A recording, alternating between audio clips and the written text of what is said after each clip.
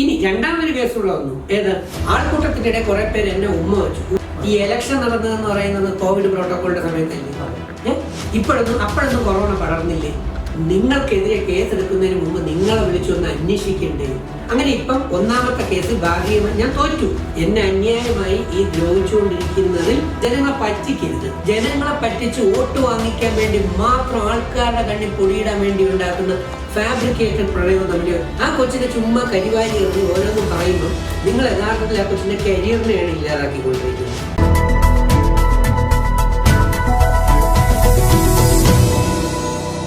മോഹൻലാലിനെ നേരിട്ട് കണ്ടോ?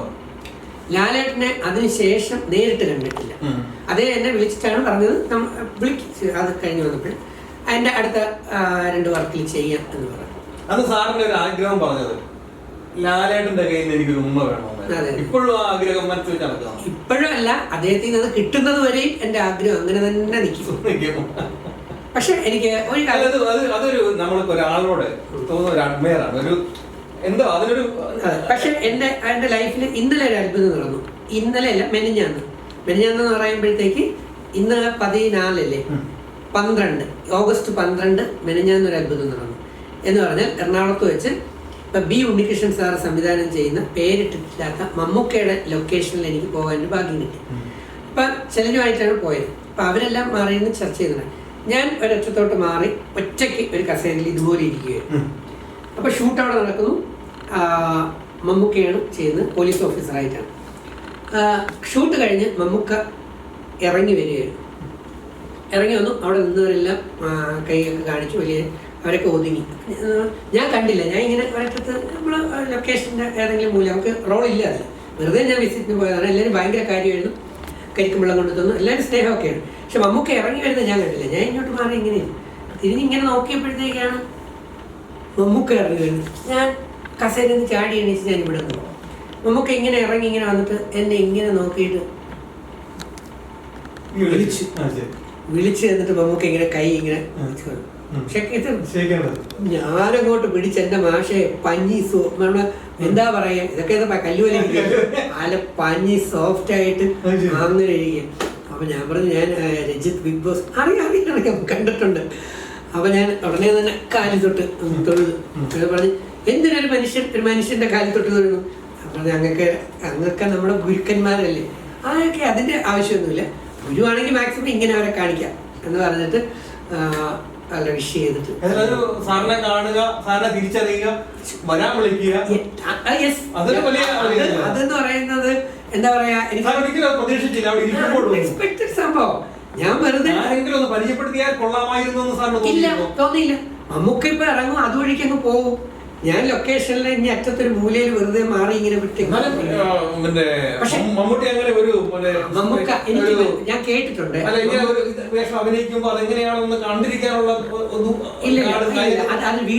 അത് വീട്ടിനകത്തെ സീനായിരുന്നു. എന്നിട്ട് മമ്മൂക്ക പെട്ടെന്ന് ഇറങ്ങും, അദ്ദേഹത്തിന്റെ ക്യാരവനിൽ കയറും, ഡ്രസ്സ് മാറ്റും, വണ്ടിയിൽ കയറി പോകും. കൂടെ സെക്യൂരിറ്റിയും മറ്റേ അവരൊക്കെ ഉണ്ടല്ലോ. പക്ഷെ ഞാൻ കേട്ടിട്ടുണ്ട് മമ്മൂക്ക എല്ലാം ശ്രദ്ധിക്കുന്ന ആളാണ്. ചുറ്റുപാട് മാത്രമല്ല, ലോകം. ഞാൻ നേരത്തെ പത്മശ്രീ എം എ യൂസഫ് അലി സാറിന്റെ കാര്യം പറഞ്ഞു. എന്താ, അവർ ഈ ലോകം മുഴുവൻ ശ്രദ്ധിക്കുന്നവരാണ്. ലോകം മുഴുവൻ ശ്രദ്ധിക്കും, മലയാളികൾ മുഴുവൻ ശ്രദ്ധിക്കും. ആരൊക്കെയാണ് നന്മ ചെയ്യുന്നത്, ആരൊക്കെയാണ് തിന്മ ചെയ്യുന്നത് കൃത്യമായിട്ട് അവർക്ക് കറക്റ്റ് ഇൻഫർമേഷൻ കിട്ടും. എൻ്റെ അടുത്ത് ഇപ്പം യൂസഫ് അലി സാറിന്റെ എനിക്കുള്ള ഡൊണേഷൻ അല്ലെങ്കിൽ എനിക്കുള്ള സക്കാത്ത് കൊണ്ടുവരുന്ന റാഫി എന്ന് പറഞ്ഞിട്ടുള്ള ലുലുവില് അദ്ദേഹം പറഞ്ഞതാണ്, സാറേ ഒരുപാട് അന്വേഷണങ്ങൾ നടന്നതിന് ശേഷമാണ് യൂസഫ് അലി സാറിന്റെ ഹൃദയത്തിലേക്ക് സാറ് കയറിയത്. അപ്പോൾ അവിടെ ഒരു പ്രത്യേകത ഉണ്ട്. യൂസഫ് അലി സാറിന്റെ പ്രത്യേകത എന്ന് വെച്ചാൽ, അങ്ങനെ ഒരാളിനെ സെലക്ട് ചെയ്ത് അകത്തേക്ക് എടുത്താൽ പിന്നെ ഉപേക്ഷിക്കും. സാർ എല്ലാ വർഷവും ഇങ്ങനെ സഹായിക്കണം എന്ന് സാറിനെ മനസ്സിൽ വെച്ചിരിക്കുന്ന ആൾക്കാർക്ക് കൊടുക്കാനുള്ള തുക ദൈവത്തെ പോലെ കൊണ്ടുവന്ന് സാറിന്റെ കയ്യിൽ കൃത്യമായിട്ട് കേരളത്തിന്റെ ലുലുവിന്റെ റീജിയണൽ ഓഫീസിലേക്ക് എത്തുക, കൃത്യമായിട്ട് അവരെ കൊണ്ടുവന്ന്. കുഞ്ഞുങ്ങളെ വെളിവിട്ട് പഠിപ്പിക്കേണ്ട, എനിക്ക് ബിരിയാണി കഴിക്കണ്ട, ബിരിയാണി കഴിക്കുന്നില്ല, കഴിക്കും. അതിനൊക്കെയാണെങ്കിൽ വീട്ടിൽ പോയപ്പോ എന്റെ പൈസ കൊടുക്കുക. ഈ കിട്ടണേല് ഞാനത് അർഹതയ്ക്ക് തന്നെ കൊടുത്തിരിക്കും. 1 രൂപ പോലും എന്റേതായ. ഇപ്പോഴത്തെ സിനിമയുടെ പ്രതിഫലമോ ഈ B for apple A for Darwin എന്ന് പറയുന്നതിൽ ഒരു എമൗണ്ട് കിട്ടും, ചെറിയൊരു എമൗണ്ട്. ഈ എമൗണ്ടാണ് തിരുവനന്തപുരം ജില്ലയിലെ നെടുമങ്ങാട്, എൻ്റെ യൂട്യൂബിൽ ഇട്ടിട്ടുണ്ട്. നെടുമങ്ങാടുള്ള ഒരു ഗവൺമെന്റ് UP സ്കൂളിൽ LP UP. അതിനകത്ത് 1ാം ക്ലാസ്സിൽ പുതിയ അഡ്മിഷൻ വന്ന് അവിടെ അഡ്മിഷൻ എടുത്ത എല്ലാ കുട്ടികളുടെയും പഠന ഉപകരണങ്ങൾ മുഴുവൻ, ബാഗ്, കോടാപാടി, ബുക്ക്, പാത്രം, ചുറ്റുപാത്രം, അത് ഇത് അതെല്ലാം കൂടെ ചേർത്തിട്ട് അവിടുത്തെ വാങ്ങിച്ചു കൊടുക്കാനായിട്ട് അവിടുത്തെ ഒരു HM സാർമാരും ടീച്ചർമാരുടെയും കയ്യിലായിട്ട് ഒരു ഫംഗ്ഷനിൽ ഞാൻ അവിടെ വെച്ചു കൊടുത്തു. എത്ര കുട്ടികൾ? 6 സിനിമകളിലെ പ്രതിഫലം മാത്രമല്ല, ഞാൻ ഏഷ്യാനെറ്റിൽ ലൈഫ് ഈസ് ബ്യൂട്ടിഫുൾ എന്ന് പറഞ്ഞിട്ട് ഷാൻ എന്ന് പറയുന്ന അദ്ദേഹം പ്രൊഡ്യൂസ് ചെയ്ത ലൈഫ് ഈസ് ബ്യൂട്ടിഫുൾ 13 എപ്പിസോഡ് ചെയ്തു. ഈ 13 എപ്പിസോഡ് ചെയ്തതിന് ഏഷ്യാനെറ്റിലെ സീരിയലിൽ നമ്മൾ ചെയ്തു കഴിഞ്ഞാൽ നമുക്ക് നല്ല പൈസ കിട്ടും. ഈ നല്ല പൈസ എന്ന് പറഞ്ഞാൽ ഒരു എപ്പിസോഡിന്, ഇപ്പം ഞാൻ തുറന്നു പറയാം, ഒരു എപ്പിസോഡിന് എനിക്ക് 10,000 രൂപ വെച്ച് 1,30,000 രൂപയാണ് എനിക്ക് ലഭിക്കേണ്ടിയിരുന്നത്. ആ ലഭിക്കേണ്ടിയിരുന്ന 1,30,000-ൽ ടാക്സ് എന്ന് പറയുന്നത് കട്ട് ചെയ്തു പോകും. അപ്പോൾ 1 ലക്ഷം ആണെങ്കിൽ 10,000 അതിൽ പോകും. അത്രയും പോയിട്ട് ബാക്കി എമൗണ്ട് ജിതീഷ് എന്ന് പറഞ്ഞിട്ട്, ഞാൻ ബിഗ് ബോസിൽ വന്നപ്പോഴും എൻ്റെ വീട്ടിൻ്റെ അടുത്തുള്ള എഞ്ചിനീയർ പയ്യനുണ്ടായിരുന്നു, അവൻ ഇപ്പം ദുബായിലാണ്. അവൻ്റെ കയ്യിൽ തന്നെ ഇത് വാങ്ങിച്ചു കൊടുത്തിട്ട് അവൻ സാക്ഷിയാണ്. ആ മുഴുവൻ പൈസയും ഈ ലൈഫ് ഈസ് ബ്യൂട്ടിഫുളിൻ്റെ സീരിയലിൽ 1 രൂപ പോലും ഞാൻ എടുത്തിട്ടില്ല. ആ മുഴുവൻ പൈസയും എനിക്ക് ഗൂഗിൾ പേ ഒന്നുമില്ല, അവൻ്റെ കൊടുത്തിട്ട് അവൻ്റെ ഗൂഗിൾ പേ കൊണ്ടും മറ്റു വഴികളിലൂടെയും അർഹരായിട്ടുള്ളവർക്കും കിഡ്നി പേഷ്യൻസിന് അതുപോലെ തന്നെ മറ്റ് രോഗികൾക്ക്, കുട്ടികൾക്ക്, ഇതെല്ലാം ഞാൻ കുറേ കുട്ടികളെ പഠിപ്പിക്കുന്നുണ്ടല്ലോ, അവർക്കുള്ള അക്കൗണ്ടിലേക്കും ഒക്കെ ഇത് അയച്ചു കൊടുക്കുകയാണ്. ഈ ലൈഫ് ഈസ് ബ്യൂട്ടിഫുളിൽ 1 രൂപ കൊടുത്ത് ഞാനൊരു കപ്പലണ്ടി മുട്ടായി പോലും വാങ്ങിച്ചു കഴിച്ചിട്ടില്ല. ഇതെല്ലാം ഞാൻ പറയുന്നതാ, ഇതൊക്കെ ഇത്രയും സംഗതികൾ, ഏറ്റവും ബലപ്പെട്ട സംഗതികൾ എൻ്റെ ഉള്ളിൽ ഇട്ടുകൊണ്ടാണ്. ഇത് നാട്ടുകാരൊക്കെ വെറുതെ കാണിക്കാൻ വേണ്ടി കൊണ്ടു നടക്കുന്നതാണ്. 2000 ബിഗ് ബോസിൽ വന്നില്ലായിരുന്നെങ്കിൽ ഇപ്പോഴും സാർ ആ താടി വളർത്തിയ രൂപത്തില് വേദികളിലൊക്കെ ഇപ്പോഴും വന്നുകൊണ്ട് ഒരിക്കലുമില്ല. ബിഗ് ബോസിന് വേണ്ടി താടി എടുത്തതല്ല, അതാദ്യം മനസ്സിലാക്കി എൻ്റെ സഹോദരങ്ങളെ ഞാൻ പല വഴിയിലും പറഞ്ഞിട്ടുണ്ട്, കേരളത്തിലൂടെ പറയുക കൃത്യം പറഞ്ഞുതരാം. 2019 മെയ് 23-നാണ് എൻ്റെ അമ്മ തിരുവനന്തപുരം മെഡിക്കൽ കോളേജിൽ നിന്ന് പോകുന്നത്. ആ സമയത്ത് അമ്മ അവസാനത്തെ ദിവസങ്ങളിൽ എന്നോട് പറഞ്ഞ 2 ആഗ്രഹങ്ങൾ പറഞ്ഞു. ഒന്ന്, നീ ഈ താടി എടുക്കണം. ഞാൻ ഈ താടി വളർത്തി അമ്മയുടെ പോകുമ്പോൾ അമ്മയുടെ അച്ഛനെ പോലെയാണ് എന്നെ തോന്നുന്നത്. അമ്മയ്ക്ക് നാണക്കേടായിരുന്നു പലപ്പോഴും. 2, നീ മറ്റൊരു വിവാഹം കഴിക്കണം. രണ്ടാമത്തത് എന്തായാലും നടക്കില്ല, ഒന്നാമത്തെങ്കിലും നടത്തി കൊടുക്കാമെന്ന് വെച്ചാണ് ഞാൻ 2019 മെയ്യിൽ അമ്മ പോയി, ജൂൺ ജൂലൈയിലായിട്ട് ജൂണിൽ ഞാൻ ഈ താടി എടുത്തത്. അമ്മയുടെ ആഗ്രഹമായിരുന്നു ഞാൻ താടി എടുക്കണമെന്നുള്ളത്. അപ്പൊ അമ്മയുടെ ഒരാഗ്രഹം കൂടെ സാധിച്ചു കൊടുക്കാം. എനിക്ക് ജഡ്ജിയാവാനായിരുന്നു ആഗ്രഹം. എൻ്റെ ജാതകത്തിൽ എഴുതിയിട്ടുണ്ട് ഞാൻ ന്യായാധിപനാകുമെന്ന്. അതുകൊണ്ട് എല്ലാം നീതിബോധത്തോടെ ചെയ്യത്തുള്ളൂ. 2, കലാബോധം. ആൾക്കാരെ ജഡ്ജ് ചെയ്ത് ആർക്കാണോ അർഹതപ്പെട്ടവര് അവർക്ക് ഇത് എത്തിച്ചു കൊടുക്കുക എന്നുള്ള താങ്കള് ബിഗ് ബോസ് കണ്ട ആളാണല്ലോ. ഞാൻ എന്താണ് എല്ലാം ന്യായവും നീതിയും സത്യവും ധർമ്മത്തിന്റെയും എല്ലാ വഴികളിലൂടെയാണ് ഞാൻ പോയത്. ഞാൻ സ്വാർത്ഥതയുടെ ഒരു വഴിയിലെങ്കിലും പോയിട്ടുണ്ടോ? അന്വേഷിച്ചു ചോദിക്കൂ. അറിയാലോ, ഞാൻ സ്വാർത്ഥതയുടെ ഒരു വഴി പോയിട്ടില്ല, കള്ളത്തിന്റെ ഒരു വഴി പോയിട്ടില്ല, അധർമ്മത്തിന്റെ ഒരു വഴിയിൽ പോയിട്ടില്ല, തിന്മയുടെ ഒരു വഴി പോയിട്ടില്ല, നുണപ്രചരണത്തിന്റെ പോയിട്ടില്ല, ഗൂഢാലോചന അല്ലെങ്കിൽ ആരെക്കുറിച്ചും നശിപ്പിക്കുന്ന രീതിയിൽ ഒന്നും പറഞ്ഞിട്ടില്ല. ആ രീതിയിൽ തന്നെയാണ് പോയത്. ഇനി എന്തെങ്കിലും ഒന്ന് ഗ്രൂപ്പ് കൂടി ഞാൻ സംസാരിച്ചിട്ടുണ്ടെങ്കിൽ 50ാമത്തെ ദിവസം മറ്റേ അമൃത അഭിരാമിയൊക്കെ വരുന്ന സമയത്താണ് അവര് പുറത്തുനിന്ന് വന്നപ്പോഴത്തേക്ക് ചേട്ടനെയാണ് ഞങ്ങൾക്ക് ഇഷ്ടം എന്ന് പറഞ്ഞുകൊണ്ട് അവര് നമ്മളോടൊപ്പം വന്ന് ചേർന്നപ്പോഴും എന്നോടൊപ്പം വന്ന് ചേർന്നപ്പോഴും പിന്നെ സുജോയും രഘു ഇവരൊക്കെ പുറത്ത് കണ്ണു കഴിയാതെ പുറത്തു പോയി വെളിയിൽ പോയി എല്ലാവർക്കും കണ്ടു കഴിഞ്ഞിട്ട് തിരിച്ചു വന്നില്ലേ. അതിനുശേഷം ഇവർക്ക് എന്നോടുള്ളൊരു സ്നേഹമുണ്ടല്ലോ. അപ്പൊ ആ സമയത്തായിരുന്നു ഞാൻ അവരോടൊപ്പം കൂടിയിരുന്ന് സംസാരിച്ചിട്ടുള്ളത്. ഞാൻ ചോദിക്കുന്നത്, അപ്പൊ അവരെല്ലാം തിരിച്ചു വന്ന് സാറിന്റെ അടുക്കലേക്കാണ് അടുത്ത് വരുന്നത് മനസ്സിലായപ്പോ സാറിന് പുറത്ത് ബലമുണ്ട് എന്ന് സാർ അവിടെയാണ് എനിക്ക് പറ്റിയ ഏറ്റവും വലിയ മണ്ടത്തരം. അതിലെ ഒരാൾ പോലും എന്നോട് പറഞ്ഞില്ല ചേട്ടന് വെളിയിൽ ഭയങ്കര സപ്പോർട്ടാണെന്ന്. ഈ സുജോ എങ്കിലും ഒന്ന് പറഞ്ഞിരുന്നെങ്കിൽ അവൻ പോലും പറഞ്ഞില്ല. ഇല്ല, പറഞ്ഞിരുന്നെങ്കിൽ ഞാൻ എൻ്റെ ഈ കളിയും ഈ ചാട്ടവും അല്ലെങ്കിൽ ഈ സ്പിരിറ്റും എല്ലാം ഒന്ന് കുറച്ചില്ല. കാരണം അത്രത്തോളം കളിച്ചില്ലെങ്കിലും സപ്പോർട്ട് ഉണ്ടല്ലോ. അതായിരുന്നു എനിക്കിത് വെളിയിലൊന്നും ഇല്ല എന്ന് വിചാരിച്ചിട്ടാണ് ഞാൻ എന്ത് ചെയ്യുന്നത്, നന്നായിട്ട് കളിക്കാൻ ശ്രമിച്ചത്. അതാ സംഭവം. അപ്പൊ ഈ പറയുന്ന പ്രവർത്തനങ്ങളിൽ നേരത്തെ പറഞ്ഞ മമ്മൂക്ക നമ്മളെ കാണുന്നു, കൃത്യമായി ഓടി വരുന്നു, ഷേക്ക് ഹാൻഡ് തരുന്നു, അല്ലെങ്കിൽ ഇങ്ങോട്ട് എനിക്ക് അങ്ങോട്ട് പിടിക്കാൻ മടി, ഞാൻ എങ്ങനെ ചോദിക്കും? മമ്മൂക്ക എടുത്ത് ഇങ്ങനെ നമുക്ക് ചോദിക്കാൻ പറ്റുമോ? ചോദിക്കാൻ പറ്റത്തില്ല. ഞാൻ പേടിച്ച് മാറി ഒരു മൂലയിലിരിക്കുമ്പോഴത്തേക്ക് ആ വാ എന്ന് പറഞ്ഞു. എന്നിട്ട് അദ്ദേഹം ഇങ്ങനെ കൈനീട്ടിയപ്പോഴാണ് ഞാൻ അങ്ങോട്ടേക്ക് പിടിക്കുന്നത്. എന്താ പറയാ, 3.5 കോടി ജനങ്ങളിലെ മെഗാ സ്റ്റാർ എന്ന് പറയുന്ന സിനിമ ഇൻഡസ്ട്രിയിൽ അത്രയും ടോപ്പിലിരിക്കുന്ന. പക്ഷെ എനിക്ക് അപ്പം മനസ്സിനകത്തൊരു തോന്നൽ വന്നേ, എന്താ പറയാ, നമുക്ക് അങ്ങയോടൊപ്പം എനിക്ക് ഒരു കുഞ്ഞു ചാൻസ് എങ്കിലും തരുമോ എന്ന് ചോദിക്കുന്നു. പക്ഷെ ഇന്നർ ഇരുന്നുകൊണ്ട് പറഞ്ഞു, നീ ചോദിക്കേണ്ട, മമ്മൂക്ക ഒരു ദിവസം നിന്നെ വിളിക്കും എന്ന്. ഉറപ്പായും മമ്മൂക്ക എപ്പോഴെങ്കിലും എന്നെ വിളിക്കും എന്ന ഒരു വിശ്വാസത്തിൽ തന്നെയാണ് ഞാൻ പോകുന്നത്. അന്ന് ആൾക്കാരെ കോവിഡിന്റെ ഒരു റെസ്ട്രിക്ഷൻസ് ഒക്കെ കാറ്റിൽ പറത്തിക്കൊണ്ട് സാറിനെ സ്വീകരിക്കാനായിട്ട് എയർപോർട്ടിലെത്തി. ആരും ഒരു ഫേസ്ബുക്കിൽ കൂടെ പോലും ആഹ്വാനം ചെയ്തിരുന്നില്ല. സാർദേശം ഞങ്ങളൊക്കെ ആഹ്വാനം, ഞങ്ങൾ ഒരിക്കലും ആഹ്വാനം ചെയ്തിരുന്നില്ല. പക്ഷെ ആൾക്കാർ ഓരോരുത്തരും അറിഞ്ഞിട്ട് ഇന്ന സമയത്ത് അപ്പൊ സാറൊരു കേസുണ്ടായി. ആ കേസിന്റെ ഗതി എന്താ? അതിനെ കുറിച്ച് പറയാം. അതിനോടൊപ്പം ഞാൻ ചോദിക്കട്ടെ, ഞാൻ ബിഗ് ബോസിൽ പോണതിന് മുമ്പ് നമ്മൾ വല്ലതും തമ്മിൽ അറിയുമായിരുന്നു? നിങ്ങൾ എന്നെ കുറിച്ച് നന്നായി പൊക്കി എഴുതണമെന്ന് പറഞ്ഞാൽ നിങ്ങൾക്ക് വല്ല പൈസ ആണോ?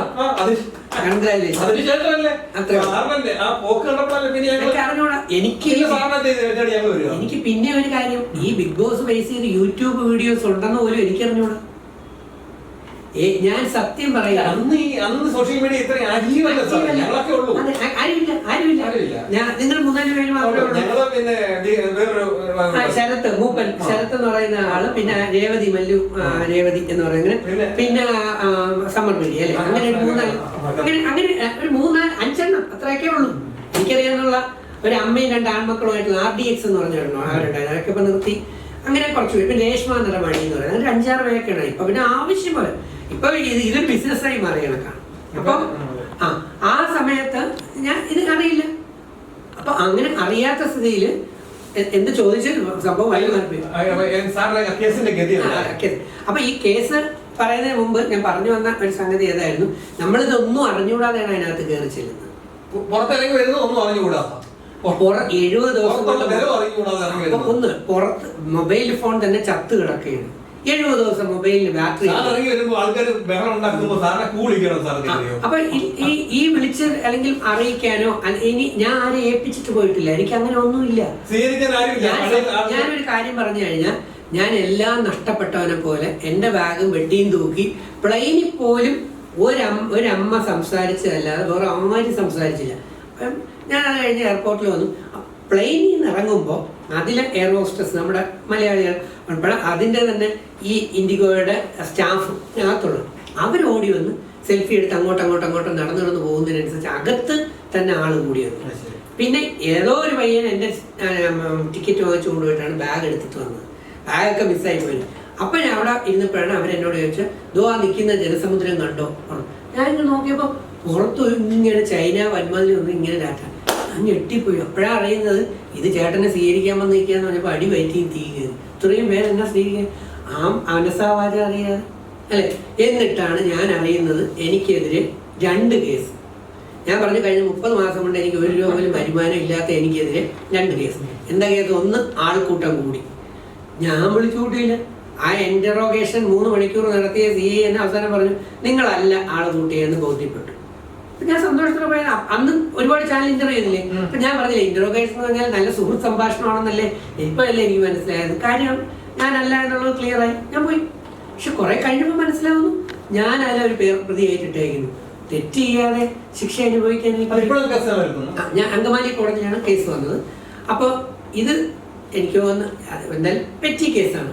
ചിലപ്പോൾ 1500-2000 രൂപ ചില അഡ്വക്കേറ്റുമാർ പറഞ്ഞാണ് 2000 രൂപ അടയ്ക്കേണ്ടി വരുമായിരിക്കും. അടച്ചാൽ തീരും. അല്ല അത് വലിയ എമൗണ്ട് ആണ്. അപ്പൊ തെറ്റ് ചെയ്തില്ലേ എന്ന് വരൂലേ.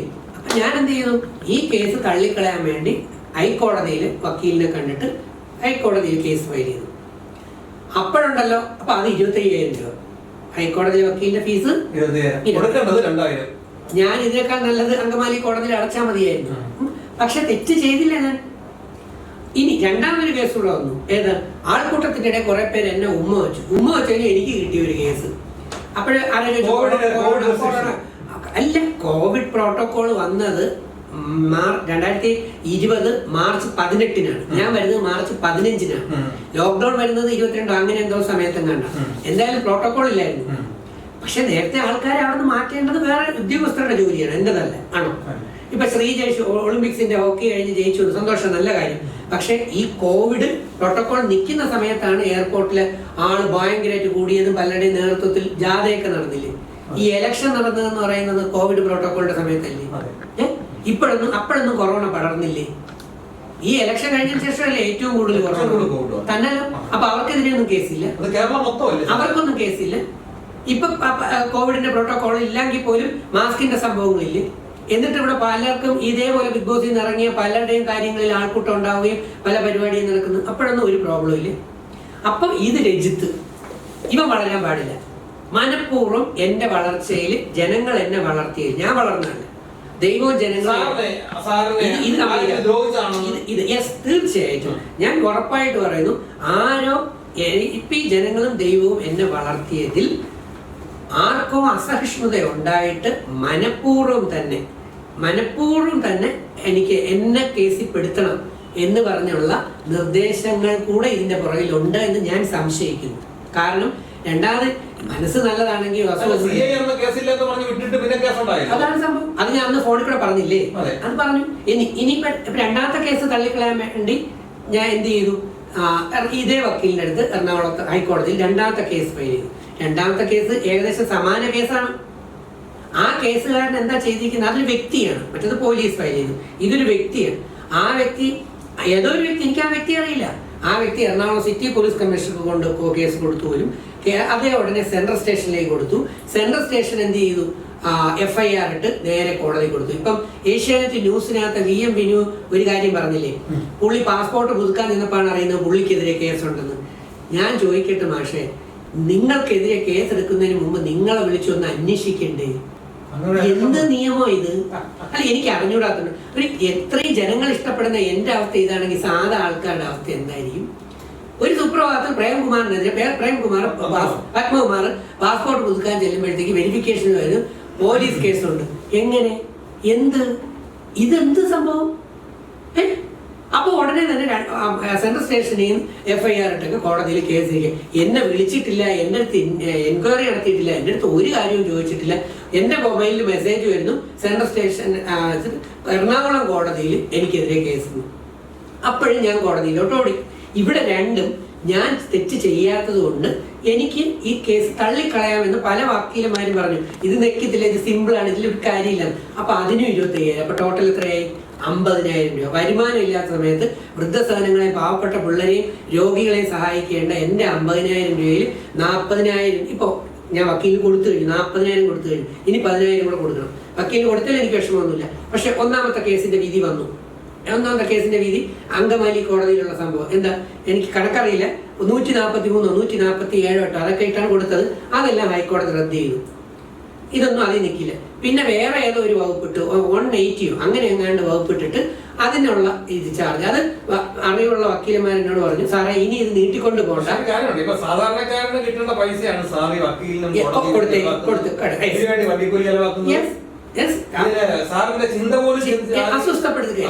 ഞാൻ അസ്വസ്ഥപ്പെടണമെന്ന് ആഗ്രഹമുള്ളതുകൊണ്ടാണ് നടക്കുന്നത്. അങ്ങനെ ഇപ്പം ഒന്നാമത്തെ കേസിൽ ഭാഗികമായി ഞാൻ തോറ്റു. ഒന്നാമത്തെ കേസ് നെടുമ്പാശ്ശേരിയിൽ എയർപോർട്ടിൽ ആള് കൂടി എന്ന് പറയുന്ന കേസിൽ ജനങ്ങൾ എന്നെ കാണാൻ വന്നതിൽ സന്തോഷത്തോടെ എന്നെ ശിക്ഷിക്കപ്പെട്ടു. അത് 200 രൂപ അങ്കമാലി കോടതിയിൽ ഞാൻ അടച്ചു. ആ കേസ് തീർന്നു. 25,200 രൂപ അല്ല, അങ്കമാലി കോടതിയിൽ വേറെ വക്കീലാണ്, അദ്ദേഹത്തിന് ഞാൻ ഏകദേശം 10,000 രൂപ അടുപ്പിച്ചു കൊടുക്കുകയാണ്. ഇത് ഇവിടത്തില്ല 50,000 അല്ല 50,000 പ്ലസ് അങ്കമാലി കോടതിയിലെ വക്കീലിന് ഒരു 10,000 രൂപ അടുപ്പിച്ചാവും. അപ്പൊ 60,000 പിന്നെ 200 രൂപ 60,200 രൂപ.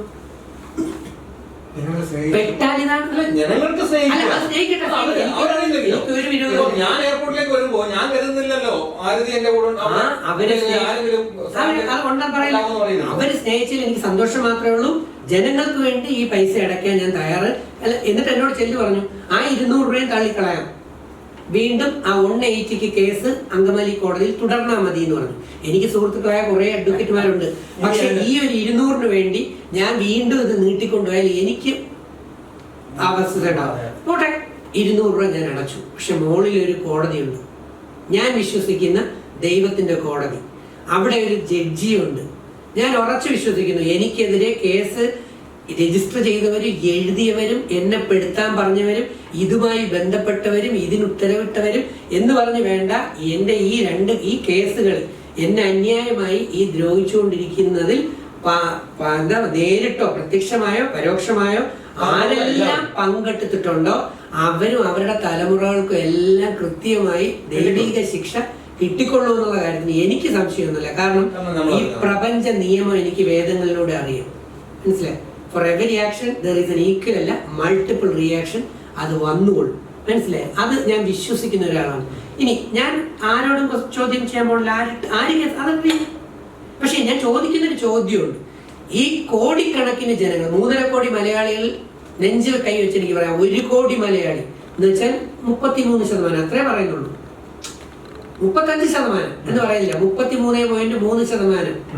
അത്രയും പേര് ബിഗ് ബോസ് കണ്ടിട്ടുണ്ടാവൂലേ? 3.5 കോടി ജനങ്ങളിൽ 1 കോടി പേര്, പകുതിയല്ല, പകുതിയിലും താഴെയാണ് ഉണ്ടല്ലോ. അതിൽ 1 കോടി ജനങ്ങളെങ്കിലും എന്നെ സ്നേഹിക്കുന്നവരുണ്ടെങ്കിൽ അവർക്ക് അറിയാം ഞാൻ തെറ്റ് ചെയ്തോ ഇല്ലേ എന്നുള്ളത്. മനസ്സിലായി? ആരെന്ത് പറഞ്ഞാലും ശിക്ഷിക്കുന്ന ജഡ്ജിന് പോലും അറിയാൻ. അതുകൊണ്ടാണ് ജസ്റ്റിസ് കുര്യൻ ജോസഫ് സാർ ഇപ്പൊ കഴിഞ്ഞ ദിവസം സുപ്രീം കോടതി ജഡ്ജി ആയിരുന്നില്ലേ, അതേ ഇപ്പൊ പറഞ്ഞില്ലേ, കോടതികൾക്കും ജുഡീഷ്യറികൾക്കും വീഴ്ചകൾ പറ്റുന്നു, കുറെ കൂടെ ശ്രദ്ധിക്കണമെന്ന് പറഞ്ഞു. എന്തെങ്കിലും എഴുതി പിടിപ്പിച്ചു കൊടുത്താൽ നമുക്കിങ്ങനെ കിട്ടിയ എന്താണ് അവസ്ഥ? ഈ സിനിമയിലേക്ക് കടന്നു വന്നാല് ഈ സിനിമയിൽ വർക്ക് ചെയ്യുമ്പോൾ എന്ത് പോസിറ്റീവ് എനർജിയാണ് സാറിന് തോന്നിയത്? ഈ സിനിമയിൽ എനിക്ക് തോന്നിയെന്ന് പറയുന്നത്, ഞാൻ പറഞ്ഞല്ലോ അധ്യാപകൻ എന്നുള്ള നിലയിലാണ് ഞാൻ പ്രവർത്തിച്ചത്. ആ അധ്യാപകൻ എന്നുള്ള ആ റോളിൽ തന്നെ കൂടാതെ ഒരു ഗ്രാമത്തിലെ തന്നെ പല കാര്യങ്ങളും നീതിപൂർവ്വം വിധിക്കുന്ന അല്ലെങ്കിൽ കാര്യങ്ങൾ എന്ത് പ്രോബ്ലം ഉണ്ടെങ്കിലും ഇവരെല്ലാവരും ഓടിയെത്തുന്നതും എൻ്റെ അടുത്താണ്.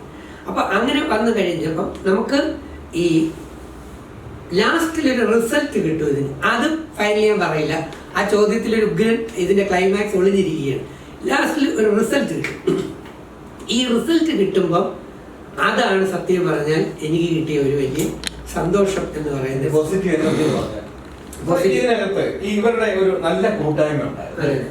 ഈ പുതിയ പിള്ളേർ വരുന്നു, തീർച്ചയായിട്ടും. അപ്പൊ അവർക്കെല്ലാം ഒരു നല്ല സ്കൂള്, അവരുടെ എല്ലാം ചിലപ്പം നമുക്കറിയാൻ പറ്റത്തില്ല. നമ്മുടെ കൂടെ അപ്പുറത്തിരുന്ന് നമ്മളോട് സംസാരിക്കാൻ മണി വിചാരിച്ചിരുന്ന ഒരു പയ്യനായിരിക്കും നാളെ വലിയ നടനായി വരുന്നത്. ഈ സംവിധായകൻ ഷാഫി SS ഹുസൈൻ, അദ്ദേഹത്തിന്റെ 3ാമത്തെ പടമാണ്. എനിക്ക് ഭയങ്കര ക്ഷമയാണ്. പക്ഷെ അതിനേക്കാൾ ക്ഷമയുണ്ട് ഈ മനുഷ്യന്. എന്ന് വെച്ചാൽ ഈ ഇവരെല്ലാം കുറെ പുതുമുഖങ്ങളാണെന്ന് പറഞ്ഞാൽ ഇവരൊന്നും പുതുമുഖങ്ങളല്ല. ഇവര് ഈ മ്യൂസിക് ആൽബങ്ങൾ, ഷോർട്ട് ഫിലിമുകൾ, ജൂനിയർ ആർട്ടിസ്റ്റുകൾ, സ്റ്റേജ് പ്രോഗ്രാംസ്, ചാനൽ പരിപാടികൾ, ഇതൊക്കെ ചെയ്ത് തഴക്കവും പഴക്കമുള്ള ആൾക്കാരാണ്.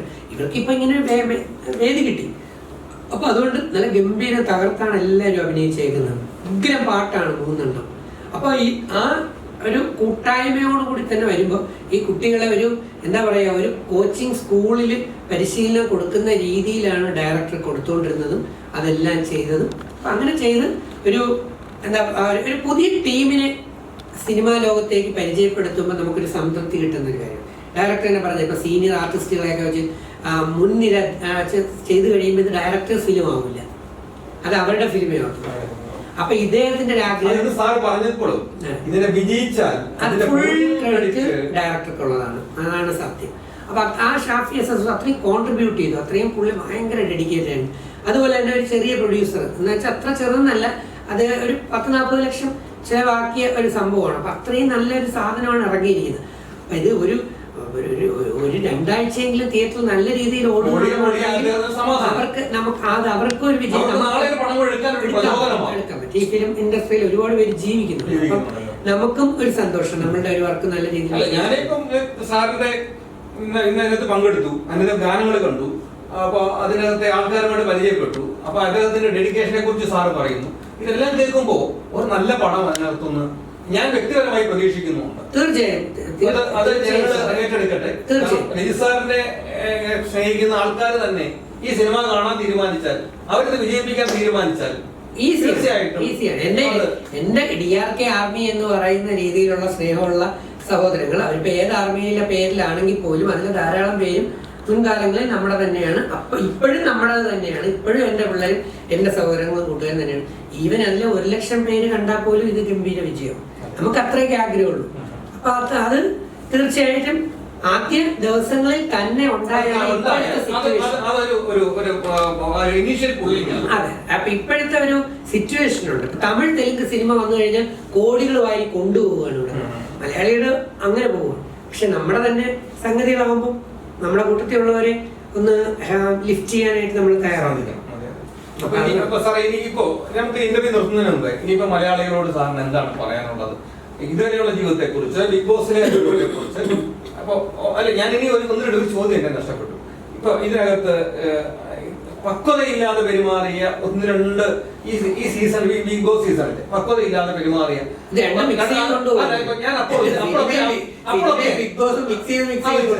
അപ്പൊ ഞങ്ങളുടെ മനസ്സിലേക്ക് വന്നത് സാറിനെ പോലുള്ള ഒരാളുണ്ടായിരുന്നെങ്കിൽ ഇവരെ വിളിച്ചു എന്താണ് നിന്റെ ഉദ്ദേശം എന്ന് സീസൺ 4 അങ്ങനെ അതെ ശരിയാണ്. അതിനകത്ത് നല്ലൊരു കാര്യമാണ്. ഒരുപാട് ആലോചിക്കേണ്ടി വരും. അതിൽ തന്നെ ഉത്തരവില്ല. തീർച്ചയായിട്ടും അവരെ വിളിച്ച് സംസാരിക്കത്തില്ലായിരുന്നു. ഞാനുണ്ടായിരുന്നെങ്കിൽ മിക്കവാറും ഞാൻ ചത്തുപോയത്.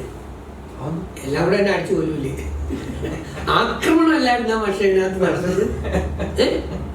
ഏതോ ഒരു എപ്പിസോഡിൽ ലാലേട്ടൻ തന്നെ പറഞ്ഞില്ലേ, ഇന്ന് വരെ ഇങ്ങനെ ഒരു പ്രവർത്തനം ഒരു സീസണിലും ഉണ്ടായിട്ടില്ല എന്ന് പറയുന്ന, എന്നുവെച്ചാൽ ലോ ലെവൽ ഒരു പ്രവർത്തനം. പക്ഷേ ഞാൻ സാറിനെ കുറിച്ച് സാറിനോട് പറയുമ്പോൾ നമ്മുടെ ഡോക്ടർ റോബിനെ ഇന്റർവ്യൂ ചെയ്യുമ്പോ ഡോക്ടർ റോബിനെ നമ്മൾ കാണുമ്പോ നമ്മളതിനകത്ത് കണ്ട ആളെയല്ല, വളരെ നിശബ്ദനായി, വളരെ സൈലന്റായി, വളരെ നമ്മളോട് സംസാരിക്കുന്നത് തന്നെ നമുക്ക് അതിശയം തോന്നും. അതുപോലെ ഭയങ്കര സമാധാനപ്രിയനായ മനുഷ്യനാണ്. ഇത് അതങ്ങ് എടുത്തങ്ങ് പ്രയോഗിച്ചു. പക്ഷെ ഞാൻ താങ്കളോട് ചോദിക്കട്ടെ, അതിനകത്താണെങ്കിലും പുറത്താണെങ്കിലും എന്നെ ഒരേപോലെ കാണുന്നത് അല്ലേ? മാറ്റമില്ല, സ്റ്റേബിളാണ്. ഇത് തന്നെയാണ് അത് തന്നെയാണ് ഇത്. അപ്പൊ അവിടെ ആ സംബന്ധിച്ച് ഇപ്പൊ ലാലേട്ടൻ ചോദിച്ചു. അപ്പൊ അത് തന്നെ ഇപ്പൊ ഈ കഴിഞ്ഞ സീസൺ 4 എടുത്താൽ ഇത്രത്തോളം പച്ചത്തെറി, ഇംഗ്ലീഷിൽ പച്ചത്തെറി വിളിച്ചാൽ പലർക്കും മനസ്സിലാവില്ല എന്നാണ് ഇവരുടെ കുറെ പേരുടെ ധാരണ. പക്ഷെ ചില പാവം മലയാളികൾക്കേ മനസ്സിലാവാതുള്ളൂ അല്ലേ? എഫും കെയും കായും മായും പായും ഒക്കെ വെച്ച് ചേർത്ത് വെച്ചിട്ട് ഒരു ഇത്രയും കുട്ടികൾ ഒരുപാട് ബ്യൂട്ടി ചെയ്യേണ്ടി വന്നു അല്ലേ? ഓരോ എപ്പിസോഡ് കാണുമ്പോൾ ഇത് കേൾക്കുമ്പോൾ തന്നെ അറിയാൻ പറ്റും. അത് ലാലേട്ടൻ ഒരു പ്രാവശ്യം ചോദിച്ചെന്ന് തോന്നല്ല, എല്ലാം ഇങ്ങനെ മൂട്ട് ചെയ്ത് കാണിക്കാൻ പറ്റുമോ എന്ന് ദേഷ്യപ്പെട്ടിട്ട് ഒരു എപ്പിസോഡിൽ സാറ്റർഡേ സൺഡേ വന്ന സമയത്ത് ചോദിച്ചിരുന്നു. ഞാൻ കാണുമായിരുന്നു. ഞാൻ ലൈവ് കണ്ടിട്ടില്ല. ഈ എപ്പിസോഡ് റെക്കോർഡഡ് സാധനം ഉണ്ടല്ലോ രാത്രിയുള്ള, അതേ കാണാൻ സമയമുണ്ട്. ഹോട്ട്സ്റ്റാർ ഉള്ളതുകൊണ്ട് അത് എപ്പോഴെങ്കിലും കണ്ടാൽ മതിയല്ലോ. ഈ ഓട്ടത്തിന്റെ ഇടയിൽ ലൈവ് കാണാൻ പറ്റിയിട്ടില്ല. ഒരു ദിവസവും കണ്ട് കുറച്ച് സമയം ലൈവ് കണ്ടോളൂ. പിന്നെ ഞാനിങ്ങനെ ഓടുകയായിരുന്നു. അപ്പം അങ്ങനെ ചോദിച്ചപ്പോൾ ഒരു സീസണിലും ഇത്രത്തോളം തെറിവാക്കുകൾ ഉപയോഗിച്ചിട്ടില്ല, ഇത്രത്തോളം വൃത്തികെട്ട പെരുമാറ്റങ്ങൾ ഉണ്ടായിട്ടില്ല. പിന്നെ നമ്മുടെ സീസൺ 2 എന്ന് പറഞ്ഞു കഴിഞ്ഞാൽ ക്ലാസിക് സീസൺ ആയിരുന്നു. വെച്ചാൽ ലോക ജനങ്ങളുടെ ഇടയിൽ ബിഗ് ബോസ് ഇത്രത്തോളം ഏത് സീസണിൽ ഇത്രത്തോളം TV എറിഞ്ഞു പൊട്ടിച്ച സീസൺ ഉണ്ട്? സീസൺ 2 ഉള്ളൂ. ഇത്രത്തോളം മൊബൈൽ ഫോൺ എറിഞ്ഞു പൊട്ടിച്ച സീസൺ ഏതിലുണ്ട്? സീസൺ 2. ഇത്രത്തോളം അമ്മമാരും കൊച്ചുങ്ങളും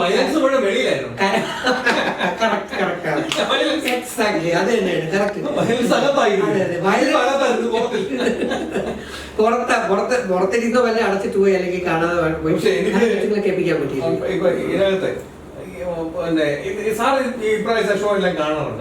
ഫുള്ള് കണ്ടി സാറ് അകത്ത് വെച്ച് ബ്ലോഗിൻ ദിൽഷയ്ക്ക് എല്ലാം കഴിക്കുമെന്ന് വിചാരിച്ചിരുന്നു? ഇല്ല, ഒരിക്കലും ഇല്ല. അതെങ്ങനെ ചെയ്യാൻ പറ്റും? അതൊരു ഫാബ്രിക്കേറ്റഡ് സാധനമാണെന്നുള്ള കാര്യം കഞ്ഞി വെള്ളം കുടിക്കുന്ന മലയാളിക്ക് മനസ്സിലാവില്ലേ? അതെനിക്കറിയില്ല. ഞാൻ ചോദിക്കട്ടെ, എന്റെ പുറകെ ദേ ഇല്ലായിരുന്നു. ഒരുപാട് പേര് വിചാരിച്ചു എന്ത് ചെയ്യും. പക്ഷെ ഞാൻ ചെയ്തത് എന്തായിരുന്നു? ഞാൻ അടുപ്പിക്കാതെ ഒരു മുഴം ദൂരത്തിൽ നിർത്തുകയും ഞാൻ ഓടിപ്പോവുകയും ചെയ്യല്ലേ ഉള്ളൂ അല്ലേ? പക്ഷെ ഇവിടെ സംഭവിച്ചത് എന്താണ്, ഈ ഒരു സീൻ ക്രിയേറ്റ് ചെയ്യുക എന്നുള്ളത്. ഞാനും അവിടെ അപ്പൊ നമ്മുടെ നേരത്തെ ഞാൻ പറഞ്ഞില്ല സുജോയ്ക്കകത്തും അവിടെ ഒരു ലവിന്റെ സാധനം കൊണ്ടുവന്നില്ലേ, ഞാൻ കൈയോടെ പൊളിച്ചില്ലേ ആ സാധനം. അത് പൊളിച്ചാണ് ഇത് ചുമ്മാ കള്ളത്തരമാണെന്ന് ആദ്യമേ പറഞ്ഞില്ലേ.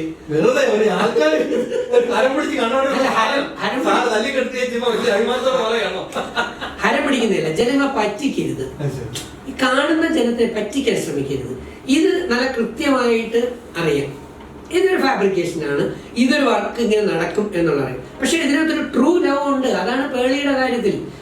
സീസൺ 1 നിങ്ങൾ റെക്കോർഡ് ചെയ്തില്ല, കേരളീയ ഇല്ലായിരുന്നു സീസൺ 1 ഇല്ല, കാഴ്ചക്കാരൻ ഞാൻ കണ്ടിട്ടുമില്ല, സത്യത്തിൽ ഞാൻ കണ്ടിട്ടില്ല. ഞാൻ ഒരു എപ്പിസോഡ് കണ്ടിട്ട് ഞാൻ അടച്ചിട്ട് പോയി, എനിക്ക് ഇഷ്ടപ്പെട്ടില്ല, കണ്ടില്ല. പക്ഷെ പിന്നെ ഈ സീസൺ 2 ഈ ചെറിയ 1.5 മിനിറ്റ് 2 മിനിറ്റ് ബിറ്റും പിന്നെ ഈ കല്യാണം കഴിച്ചതിന്റെ സാധനം പിന്നെ ലാലേട്ടൻ വരുന്ന സമയങ്ങളിൽ ഇടയ്ക്കൊക്കെ കണ്ടു. പിന്നെ പേളി എനിക്ക് നല്ല ഇഷ്ടമാണ്, പേളി. അപ്പൊ പേളിയും ശ്രീയേഷിന്റെയും കൂടെ ലവ് വന്നത് അത് ട്രൂ ആയി മാറും. അത് സിൻസിയറാണ്, നമുക്കറിയാം. എന്റെ മാഷെ നമ്മുടെ ഉള്ളിൽ നിന്ന് വരുന്ന ഒരു സ്നേഹവും ജനങ്ങളെ പറ്റിച്ച് വോട്ട് വാങ്ങിക്കാൻ വേണ്ടി മാത്രം ആൾക്കാരുടെ കണ്ണിൽ പൊടിയിടാൻ വേണ്ടി ഉണ്ടാക്കുന്ന ഫാബ്രിക്കേറ്റഡ് പ്രണയവും തമ്മിൽ കണ്ടാൽ നമുക്ക് മനസ്സിലാവില്ലേ. എന്താ ഈ സാക്ഷരത കേരളമല്ലേ, മണ്ടന്മാരുടെ കേരളമല്ലല്ലോ. കുറെ പേര് മണ്ടരാക്കാൻ പറ്റും, അത് സമ്മതിച്ചു. നമ്മളിത് കണ്ടിട്ട് നമ്മളിത് അനുഭവിച്ചിട്ട് വന്നിരിക്കുന്ന സീനിയേഴ്സ് അല്ലേ. അർഹതയില്ലാത്ത ഒരു ഒരുപാട് പേര് എന്നോട് ചോദിച്ചു, ഒരുപാട് പേര് എന്നോട്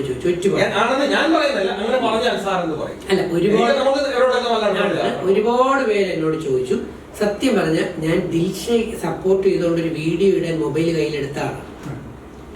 പക്ഷെ അപ്പോഴാണ് എന്റെ ചില അടുത്ത സുഹൃത്തുക്കൾ എന്നോട് പറഞ്ഞു, നീ പോയി കിടന്ന് വെറുതെ അടി വാങ്ങിക്കണോ, വെറുതെ തെറി വാങ്ങിക്കണമെന്നോ എന്നോട് ചോദിച്ചു. പക്ഷെ ദിൽഷ എന്നെ വിളിച്ചിരുന്നെങ്കിൽ, ഇപ്പൊ ഈ സീസണിൽ പോയ കുറെ പേര് എന്നെ വിളിച്ചിരുന്നു. കഴിഞ്ഞ സീസണിലുള്ളതിലും കുറെ പേര് എന്നെ വിളിച്ചിരുന്നു. അറിയാമായിരുന്നു, കുറച്ച് പറയില്ല. കാരണം ഇത് ഞാൻ കൗൺസിലറാണ്. ശരി, ഒരു എക്സാമ്പിൾ തരാം. ഞാനൊരു എക്സാമ്പിൾ തരാം. പോയി ബ്ലസ്ലിയോട് ചോദിച്ചോ, ബ്ലസ്ലി വിളിച്ചിരുന്നോ ഇല്ലയോ? ഞാൻ പറയില്ല ആൾക്കാരെ, പക്ഷെ പറയില്ല.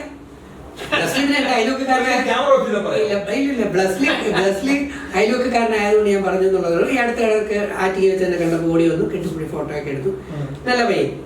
ഞാൻ പറഞ്ഞത് ഞാൻ പറയാം, പ്ലസ് ഇതിനകത്ത് ഈ ഷോയില് സീസൺ 4 നല്ല ഗെയിമേഴ്സ് എന്ന് പറയുന്ന കഥാപാത്രങ്ങൾ 2 പേരായിരുന്നു. ഒന്ന് ദിൽഷയും ഒന്ന് ബ്ലസ്ലി. എന്നുവെച്ചാൽ അവർ ഏത് ഗെയിമിലേക്ക് ഇറങ്ങിയാലും മിന്നൽ പോലെ അവർ കാര്യം ചെയ്തിട്ട് പോകും അല്ലേ. അതാണ് ഗെയിമേഴ്സ്.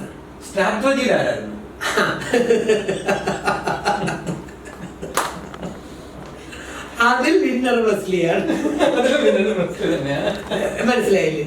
ആ ലെവലിൽ നോക്കിക്കഴിഞ്ഞാൽ നമുക്ക് അങ്ങനെ നോക്കിക്കൊണ്ടുപോകാൻ പറ്റും. പക്ഷെ ഞാൻ ദിൽഷയ്ക്ക്, അതാണ് ചോദ്യം, ദിൽഷയ്ക്ക് വീഡിയോ ഇടാൻ എൻ്റെ അനിയത്തി കുട്ടിയെ പോലെ ഞാൻ ഇട്ടേനെ, അവളെ ദിൽഷ എന്നെ ഒന്ന് വിളിച്ചിരുന്നെങ്കിൽ. പക്ഷെ ദിൽഷ വിളിക്കാനോ ഒരു സീനിയർ എന്നുള്ള ബഹുമാനം അവരാരും ഷോ കഴിഞ്ഞതിന് ശേഷം അല്ല, ചിലപ്പോൾ താമസിയാതെ ഞാനും റോബിനും കൂടെ ഒരു സിനിമയിൽ അഭിനയിച്ചു എന്ന് വരും കേട്ടോ. ഉറപ്പായിട്ട് റോബിനിന്റെ അനിയനാണ്. ഞങ്ങൾ ഒരുമിച്ച് ഒരു സിനിമയില് താമസിയാതെ അഭിനയിച്ചു. ഇല്ല, സംസാരിച്ചില്ല. ഞങ്ങൾ തമ്മിൽ അതിനൊരു ഫോർമാലിറ്റി ഇല്ലല്ലോ. റോഡിൽ വെച്ച് കണ്ടാൽ ഞാൻ ഓടിപ്പോയി കെട്ടിപ്പിടിക്കും. ഇപ്പൊ റോഡിൽ വെച്ചാണ് ബ്ലസ്ലിയെ കണ്ടത്, അല്ലാതെ അവൻ എന്നെ കാണാൻ വീട്ടിൽ വന്നതൊന്നുമില്ല. റോഡിൽ വെച്ച് എനിക്ക് ഗണേശോത്സവത്തിന്റെ അവാർഡ് ഉണ്ടായിരുന്നു, ചാരിറ്റി ഒക്കെ ചെയ്യുന്നുണ്ട്. അപ്പൊ അത് കഴിഞ്ഞ് ഞാൻ ഇറങ്ങി ആറ്റിയ ടൗണിൽ ഇങ്ങനെ റോഡ് ക്രോസ് ചെയ്ത് നിൽക്കുമ്പോഴാണ് ബ്ലസ്ലി ഇങ്ങനെ പോകുന്നത്. അപ്പൊ വണ്ടിയിൽ നിന്ന് ബ്ലസ്ലിയുടെ കൂടെ 4 യൂട്യൂബേഴ്സിനെ അല്ലെങ്കിൽ മൊബൈലും ക്യാമറയായിട്ടൊക്കെ കുറെ ടീം ഇവരുടെ കൂടെ ഇങ്ങനെ നടക്കുകയാണ്. നമുക്കന്ന് കൊറോണ വിഴുങ്ങിയത് കൊണ്ട് നമ്മുടെ കൂടെ ആരും ഇല്ലായിരുന്നു. പിന്നെ ഈ ബ്ലസ്ലി സാറേ, ഞങ്ങള് ബ്ലസ്ലിക്ക് വേണ്ടി ഒത്തിരിയും സപ്പോർട്ട് ചെയ്ത് 10-65 വീഡിയോസ് ബ്ലസ്ലിക്ക് വേണ്ടി ഇറക്കിയിട്ടുണ്ട്. പക്ഷെ ബ്ലസ്ലി ഒന്നും ഞങ്ങൾക്ക് ഇന്റർവ്യൂ തന്നില്ല സാറേ. നിങ്ങളൊക്കെ വിളിച്ച് പറയണം അവരോട്. ഞങ്ങളൊക്കെ എന്ന് വെച്ചാൽ ഒരു ആൾക്കാർ, നമ്മള് ജെനുവിനായിട്ടുള്ള ആൾക്കാരെ കണ്ടെത്തി അവരെ പിന്തുണയ്ക്കുന്ന ആൾക്കാരെ. റോബിൻ ഇറങ്ങിയതോട് കൂടി പിന്നെ ഞങ്ങള് ബ്ലസ്ലിക്ക് സപ്പോർട്ട് ചെയ്തിരുന്നു. പക്ഷെ ഞങ്ങൾ അവരുടെ വീട്ടിൽ പോയി എടുക്കാൻ ശ്രമിച്ചു, അവരുടെ വീട്ടിൽ തന്നില്ല. കാണാൻ പോലും അനുവദിച്ചില്ല. ഞാൻ ബ്ലസ്സിലെ പറഞ്ഞു, ബ്ലസ്സിൽ നമുക്ക് രണ്ടും കൂടെ ചേർന്ന് ഒരു സിനിമ ചെയ്യണം, ഓക്കെ ചേട്ടാ എന്ന് പറഞ്ഞിട്ടാ പോയത്. നല്ല കാര്യമാണ്, നമ്മുടെ അനിയന്മാരാണ്, നമ്മുടെ അയൽവക്കത്തുള്ളതാണ്, മിടുക്കനാണ്. ഞാൻ ഗെയിമർ എന്നുള്ള നിലയിൽ അവൻ മിടുക്കനാണ്, ടോപ്പ്. റിയാസ് 50ാമത്തെ എപ്പിസോഡിൽ എത്തിയല്ലോ, അവനെ കുറിച്ച് എന്താ അഭിപ്രായം? മിടുക്കനാണ്. പക്ഷെ ഒരു ഇതെല്ലാം കണ്ട് പഠിച്ചിട്ട് നല്ല രീതി ഞാൻ ഒരു പ്രേക്ഷകൻ ആരാണ് എതിരാളി എന്ന് കൃത്യമായി നോട്ട് ചെയ്തതിനു ശേഷം അതാ നമ്മൾ അങ്ങനെ പഠിച്ചിട്ട് വന്നിട്ട് കോച്ചിങ് കിട്ടിയിട്ട് വന്നിട്ട് പ്രവർത്തിച്ചിട്ട് അതിനൊരു മഹത്വം ഉണ്ടെന്ന് എനിക്ക് തോന്നുന്നില്ല. ഞാൻ നിങ്ങളെ കൃത്യമായി കണ്ട് മനസ്സിലാക്കി പഠിച്ച് വെളിയിൽ നിന്നെല്ലാം പഠിച്ചിട്ട് ഒറ്റയ്ക്ക് ഞാൻ ചോദിക്കട്ടെ, നമ്മളിപ്പോ എൻ്റെ കയ്യിലൊരു തോക്കെടുത്ത് തന്നാൽ ഞാൻ വെടിവെക്കുന്നതും ഒരു മിലിറ്ററിക്കാരന്റെ കയ്യിൽ തോക്കെടുത്ത് കൊടുത്താൽ അവൻ ലക്ഷ്യത്തിലേക്ക് വെടിവെക്കുന്നത് തമ്മിൽ സെയിം ആയിരിക്കും, ഡിഫറെന്റ് ആയിരിക്കും. അപ്പോ എത്രയോ നാളുകൊണ്ട് വർഷങ്ങൾ കൊണ്ട് എന്ന് പറയുമ്പോൾ എത്രയോ നാളുകൊണ്ട് അല്ലെങ്കിൽ 50 ദിവസം കൊണ്ട് ഈ കണ്ടതിനും അതിന് മുമ്പുള്ളതിനും ഈ ഒരു പ്രോഗ്രാം കണ്ടിട്ട് പുറത്തുനിന്ന് പരിശീലനം കഴിഞ്ഞ് കളരിപ്പയറ്റൊക്കെ പഠിച്ചിട്ട് വരുന്ന ഒരാളും കളരി പഠിക്കാതെ വരുന്ന ഒരാള് ഫൈറ്റ് ചെയ്യുന്നത് തമ്മിൽ കണ്ട വ്യത്യാസമാവില്ലേ? ആവൂലേ? So it's A trained. ഞാൻ പറഞ്ഞു മനസ്സിലായി. ഒരു ടീം ഇപ്പൊ ഞാൻ കയറുന്നത്, ഞാൻ 50ാമത്തെ ദിവസം കയറും, അല്ലെങ്കിൽ ഈ എപ്പോഴെങ്കിലും ഞാനൊരു ഏതായിട്ട് കയറും, ഒരു എന്താ ഇടയ്ക്ക് കയറുന്നതിന് പറയുന്നത്, ഒരു വൈൽഡ് കാർഡ് എൻട്രി ആയിട്ട് ഞാൻ കയറും എന്ന് എനിക്ക് ബോധ്യമുണ്ടെങ്കിൽ ഞാൻ അതിനു മുമ്പ് ഇതെല്ലാം കണ്ടുപിടിച്ചു. ഇപ്പൊ എന്റെ സീസണിൽ 50ാമത്തെ ദിവസം കയറിയെന്ന് പറയുന്നത് ആരാണ്? അഭിരാമി, അമൃത സഹോദരിമാരാണ്. അവര് കുറെ കണ്ടു എന്നാണ് പറഞ്ഞത്. മിക്കവാറും ചിലപ്പോൾ എല്ലാം കണ്ടു കാണും, അല്ലെങ്കിൽ കുറെ കണ്ടു കാണും, എന്തോ ആയിക്കോട്ടെ. പക്ഷെ ഇത് ഏതോ ഒരു എപ്പിസോഡ് സമ്മതിച്ചല്ലോ പുള്ളി, എല്ലാം കണ്ടു. ഈ വൈൽഡ് കാർഡിൽ കയറുന്നവർ, അത് ഏറ്റവും ലേറ്റ് ആയിട്ട് കയറുന്നു, ആദ്യം കയറുന്നവരെക്കാൾ കൂടുതൽ സമയം കണ്ട് പഠിച്ചിട്ടാണ്. അപ്പൊ ഇവർക്ക് ടാർഗറ്റ് വ്യക്തികളെ അറിയാം. അറിയാം. ഈ പക്ഷേ ഒരു കാര്യമുണ്ട്, അവിടെ ജനപിന്തുണ റോബിനാണെന്ന് അറിഞ്ഞിട്ടും റോബിനെതിരെ അടിക്കാനാണ് റിയാസ് വന്നത്. അപ്പോഴല്ലേ ശ്രദ്ധിക്കപ്പെടത്തുള്ളൂ ഏറ്റവും കൂടുതൽ. ഞാൻ ചോദിക്കട്ടെ, നമ്മളെ ആക്രമിക്കാത്ത നേപ്പാളിനെ അല്ലെങ്കിൽ ഇപ്പൊ മോഹൻലാൽ നായകനായിട്ടിരിക്കുമ്പോ ആ നായകനെ അടിക്കാൻ വരുന്ന ആണല്ലോ അല്ലേ? ഒരു സിനിമ നമ്മൾ എടുത്തു കഴിയുമ്പോ അതിലെ നായകൻ എന്ന് പറയുന്ന വ്യക്തിയെയാണ് ഹീറോ, അല്ലെങ്കിൽ ഈ പറഞ്ഞ സൂപ്പർ സ്റ്റാർ. അദ്ദേഹത്തിനെ തെറി വിളിക്കുമ്പോ കിട്ടുന്ന ആ ഒരു പഞ്ച്, അതിനകത്ത് ഒരു ഏറ്റവും ചെറിയ റോള് ചെയ്യുന്ന അല്ലെങ്കിൽ ഒരു സാധാ ഒരു ആർട്ടിസ്റ്റിനെ തെറി വിളിച്ചാൽ ആ പഞ്ച് വരില്ലല്ലോ, വരുമോ? അപ്പൊ ഒരു ഹൈപ്പ്. അപ്പൊ ടാർഗറ്റ് എന്ന് പറയുന്ന സാധനം സ്വാഭാവികമായിട്ട് എന്തായിരിക്കും? അത് അപ്പൊ അങ്ങനെ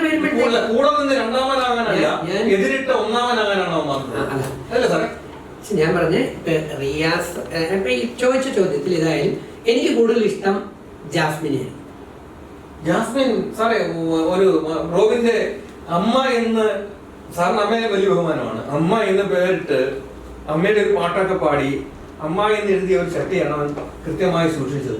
ഏറ്റവും കൂടുതൽ പുഷ്പം ഉണ്ടായത് അവന്റെ ചെടിയിലായിരുന്നു. അപ്പോ തറയിലടിക്കുന്ന സമയത്തും പറഞ്ഞ അങ്ങാടി തോറ്റാൽ അമ്മയോട് എന്ന് പറഞ്ഞിട്ടാണ് അടിച്ചുകൊണ്ടിരിക്കുന്നത്. ഞാൻ പറഞ്ഞത് കംപ്ലീറ്റ് ആയില്ല. ഞാൻ എവിടെ വരെ പറഞ്ഞു? എനിക്ക് ഏറ്റവും ഇഷ്ടം ജാസ്മിനെയാണ്. എന്തിന്? അതൂടെ കേൾക്കണം. ആ വീട് ഇങ്ങനെ ഒരു കഥാപാത്രം അതിനകത്ത് ഇല്ലായിരുന്നുവെങ്കിൽ ഈ പറഞ്ഞ ആളിന് ഇത്രയും ഹൈപ്പ് കിട്ടുമായിരുന്നോ? കേൾക്കാമേ? ഉറക്കെ പറഞ്ഞു. ഇല്ലല്ലോ. എതിരാളി വേണം. ഈ എതിരാളി അതിനകത്ത് ചലനം സൃഷ്ടിച്ചത് കൊണ്ടാണ് ഇതിനകത്ത് ഇത്രയും റേറ്റിംഗും ഇത്രയും TRPയും അല്ലെങ്കിൽ ഈ ഷോ കുറെ വിജയിക്കാൻ കാരണം എന്ന് പറയുന്നത്. നമ്മൾ ആ പോയിന്റ് ഓഫ് വ്യൂവിൽ നോക്കണം. പക്ഷെ ഈ പറയുന്ന ജാസ്മിൻ നല്ല രീതിയിൽ ഈ ഷോ കൊണ്ടുപോകാൻ ജാസ്മിന് കഴിയാതെ പോയത് ജാസ്മിന്റെ വേറൊരു സൈഡ് എന്ന് പറയുന്നത് നെഗറ്റീവായിരുന്നു. അതാണ് ഞാൻ പറഞ്ഞത്. മുഴുവൻ പറഞ്ഞ് കേട്ടാലേ അത് കറക്റ്റ് ആവത്തുള്ളൂ. തീർച്ചയായും. പിന്നെ അത് വേറൊരു സൈഡ് നെഗറ്റീവ് ആയിരുന്നു എന്ന് പറഞ്ഞതാണ് സങ്കടവും വിഷമവും. കാരണം കിട്ടിയ അവസരത്തിനെ വെറുതെ നശിപ്പിച്ചു കളഞ്ഞു. ജനങ്ങള് റോബിനോടൊപ്പം തന്നെ അദ്ദേഹത്തിന് ഒരു സ്ഥാനം കൊടുത്തിരുന്നു. അതേപോലെ തന്നെ അല്ലെങ്കിൽ രണ്ടാം സ്ഥാനത്തിന് നിൽക്കുകയായിരുന്നു. റോബിൻ എന്ന് പറയുന്ന കഥാപാത്രം നന്നായി തന്നെ പെർഫോം ചെയ്തു. അദ്ദേഹത്തിന്റെ ഒരിടത്തും എനിക്ക് ഒരു കുറവും പറയാനില്ല. പക്ഷേ റോബിനെ ഇത്രത്തോളം ആളിക്കത്തിക്കാനും ഇത്രത്തോളം അവസ്ഥയിൽ എത്തിച്ചതിനും കാരണം ആര്? ദാറ്റ് മീൻസ് ആ ഷോയെ ഏറ്റവും ഹൈപ്പിലേക്ക് കൊണ്ടുവരാനും ഇതൊരു എന്റർടൈൻമെന്റും ഇതിനകത്ത് പ്രേക്ഷകർ വേണ്ടേ? അപ്പൊ അതെ, അങ്ങനെ പ്രകോപിപ്പിച്ചു 50 ദിവസം വരെ വന്നു കഴിയുമ്പോഴാണ് ഇതെല്ലാം കണ്ടിട്ട് അടുത്ത ആള് കയറി വരുന്നത്, ഇല്ലേ? അപ്പം ഇദ്ദേഹം ഇതെല്ലാം കണ്ട് പഠിച്ചിട്ട് വരുന്ന ആളാണ്. പക്ഷെ മറ്റേയാള് പുറത്തുള്ള ഒന്നും അറിയാതെ പ്രവർത്തിച്ചുകൊണ്ടിരിക്കുന്ന ആളാണ്. പുറത്തുനിന്ന് വരുന്നവർ പറഞ്ഞാൽ അറിയുന്നെങ്കിൽ മാത്രമേ അതേ അറിയത്തുള്ളൂ. അപ്പൊ ഒരു സൈഡിൽ ഓർക്കുക, കൃത്യമായിട്ട് ഓർക്കുക, ഇദ്ദേഹത്തിന്റെ ജാസ്മിനെ സംബന്ധിച്ച് ഒരു സൈഡിൽ പോസിറ്റീവ് ആയിരുന്നുവെങ്കിൽ മറു സൈഡ് എന്ന് പറയുന്നത് ഫുൾ നെഗറ്റീവ് ആയിരുന്നു. ഇതിലാണ് ടോട്ടൽ ഫ്ലോപ്പായി പോയതും മറ്റേ ആളിനെ സംബന്ധിച്ച് കിട്ടിയ സംഭവം അതാണ്. അല്ലെങ്കിൽ അതല്ല എങ്കിൽ ഈ ഷോയുടെ TRP കൂട്ടി ഷോയെ സക്സസ്ഫുൾ ആക്കി എന്ന് പറയും. ഇപ്പൊ നമ്മുടെ സീസൺ പറയുമ്പോഴത്തേക്ക് ഞാൻ എന്റെ പാവയും കൊണ്ട് നടന്നു, ചിന്നു പാവയും കൊണ്ട് നടന്നതും സംസാരിച്ചത്, ഇങ്ങനെയുള്ള പല സംഭവങ്ങൾ ഇപ്പൊ നമ്മുടെ അതിനകത്ത് TRP കൂട്ടാൻ ഒരുപാട് സഹായമായി ഒരുപാട് കണ്ടന്റുകൾ കണ്ടന്റ്. ഇനി ഒന്നുകൂടെ ഞാൻ ചോദിക്കട്ടെ, ഇദ്ദേഹം ഈ കൊച്ചു അതിനകത്ത് ഇല്ലായിരുന്നുവെങ്കിൽ വേറെ കണ്ടന്റ് എവിടെ ഇരിക്കുന്നു?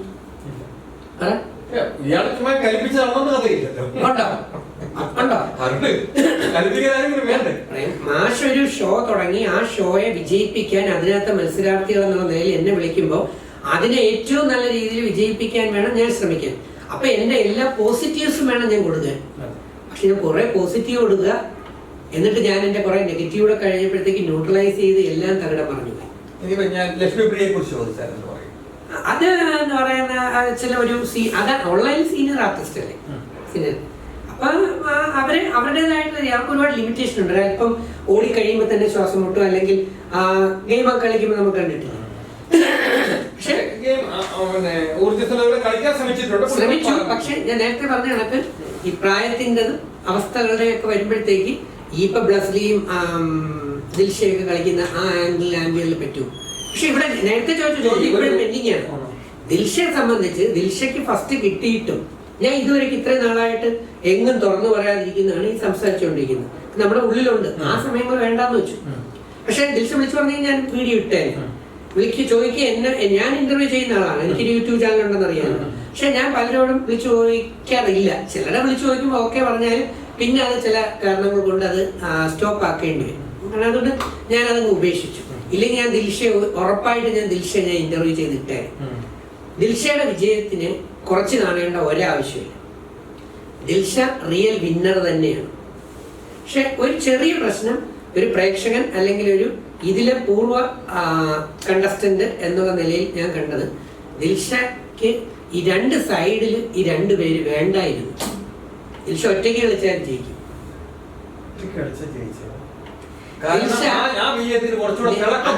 മഹത്വം ഉണ്ടായിരുന്നു. ഇപ്പൊ ദിൽഷ ഇത്രയും കഷ്ടപ്പെട്ട്, ദിൽഷയ്ക്ക് ആ ട്രോഫിയാണ് പ്രധാനം.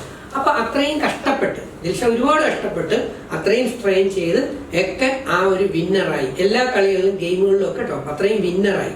പക്ഷെ വെറുതെ വീശറി പോലെ രണ്ട് കഥാപാത്രങ്ങൾ രണ്ട് സൈഡിൽ വേണ്ടായിരുന്നു. നേരത്തെ നെഗറ്റീവും പോസിറ്റീവും പറഞ്ഞ പോലെ ഈ രണ്ട് കഥാപാത്രങ്ങൾ രണ്ട് വശത്ത് ഇല്ലായിരുന്നുവെങ്കിൽ ഈ വിജയിച്ചതിന്റെ ക്രെഡിറ്റ് മുഴുവൻ ആർക്ക് തന്നെ കിട്ടിയേനെ. ഇതെന്ത് പറ്റിയെന്ന് പറയുന്നത്, വിജയിച്ചതിന്റെ ഷെയർ പലതും എങ്ങോട്ട് പോയി? രണ്ട് വഴിയിലോട്ട് പോയി. അപ്പൊ മഹത്വം ഇല്ലാതെ അല്ലേ? ഞാൻ ചോദിക്കട്ടെ, ഞാനും ദയയും കൂടെ ആയിരുന്നു അന്ന് ഈ പറയുന്ന ഒരു കമ്പനി എന്ന് പറയുന്ന സംഭവത്തിൽ. ഞാൻ ദയയുടെ കൂടെ നടന്ന് ദയയെ കൂടെ ഉപയോഗിച്ചുകൊണ്ട് ഞാൻ വിന്നറായിരുന്നു എങ്കിൽ എനിക്ക് ഇത്ര മഹത്വം കിട്ടുമോ? ഇല്ല. പക്ഷെ ഞാൻ പുറത്തിറങ്ങി പോയി കഴിഞ്ഞപ്പോഴത്തേക്ക് പിന്നെ ഒരു എപ്പിസോഡിൽ, പിന്നെ 2-3 എപ്പിസോഡിലുള്ളൂ, അതിൽ ഞാൻ ദയ പറയുന്ന ഡയലോഗ് കണ്ടു കേട്ടോ, ഈ അറക്കാൻ പോണ കോഴിയുടെ വായിലേക്ക് ഒരല്പം വെള്ളം ഒഴിച്ചു കൊടുക്കൂലേ, ആ പരിപാടിയാണ് ഞാൻ എന്നോട് ചെയ്തുകൊണ്ടിരുന്നത് എന്ന് പറയുന്ന രീതിയിലാണ്. മനസ്സിലായോ? അപ്പൊ അവിടെ കേൾക്കുമ്പോഴാണ് എനിക്ക് തന്നെ റിയലൈസ്, പക്ഷെ എന്റെ കൂടെ നിൽക്കുന്ന അന്ന് നിന്ന ആള് മനസ്സിനകത്ത് ഇതായിരുന്നു വെച്ചിരുന്നത്. ലക്ഷ്മിപ്രിയ കുറെ ശ്ലോകങ്ങളും കാര്യങ്ങളും ഒക്കെ ചൊല്ലുന്നുണ്ടായിരുന്നു, പ്രാർത്ഥനകളുണ്ടായിരുന്നു. ഒരു കുലസ്ത്രീയുടെ ഒരു തോന്നിയോ സാറിന്? ആണല്ലോ, അതിൽ പിന്നെ സംശയിക്കേണ്ട ആവശ്യം. ഈ കുലസ്ത്രീ എന്ന് പറയുന്നത് വളരെ പിന്നെ ഹാസ്യാത്മകമായി കാണേണ്ട സാധനമാണോ ഈ കുലസ്ത്രീ? അതിനുത്തരം അതിനകത്ത് വന്ന ഒരു അധ്യാപകൻ തന്നെ കൊടുത്തല്ലോ, മണികണ്ഠൻ സാർ.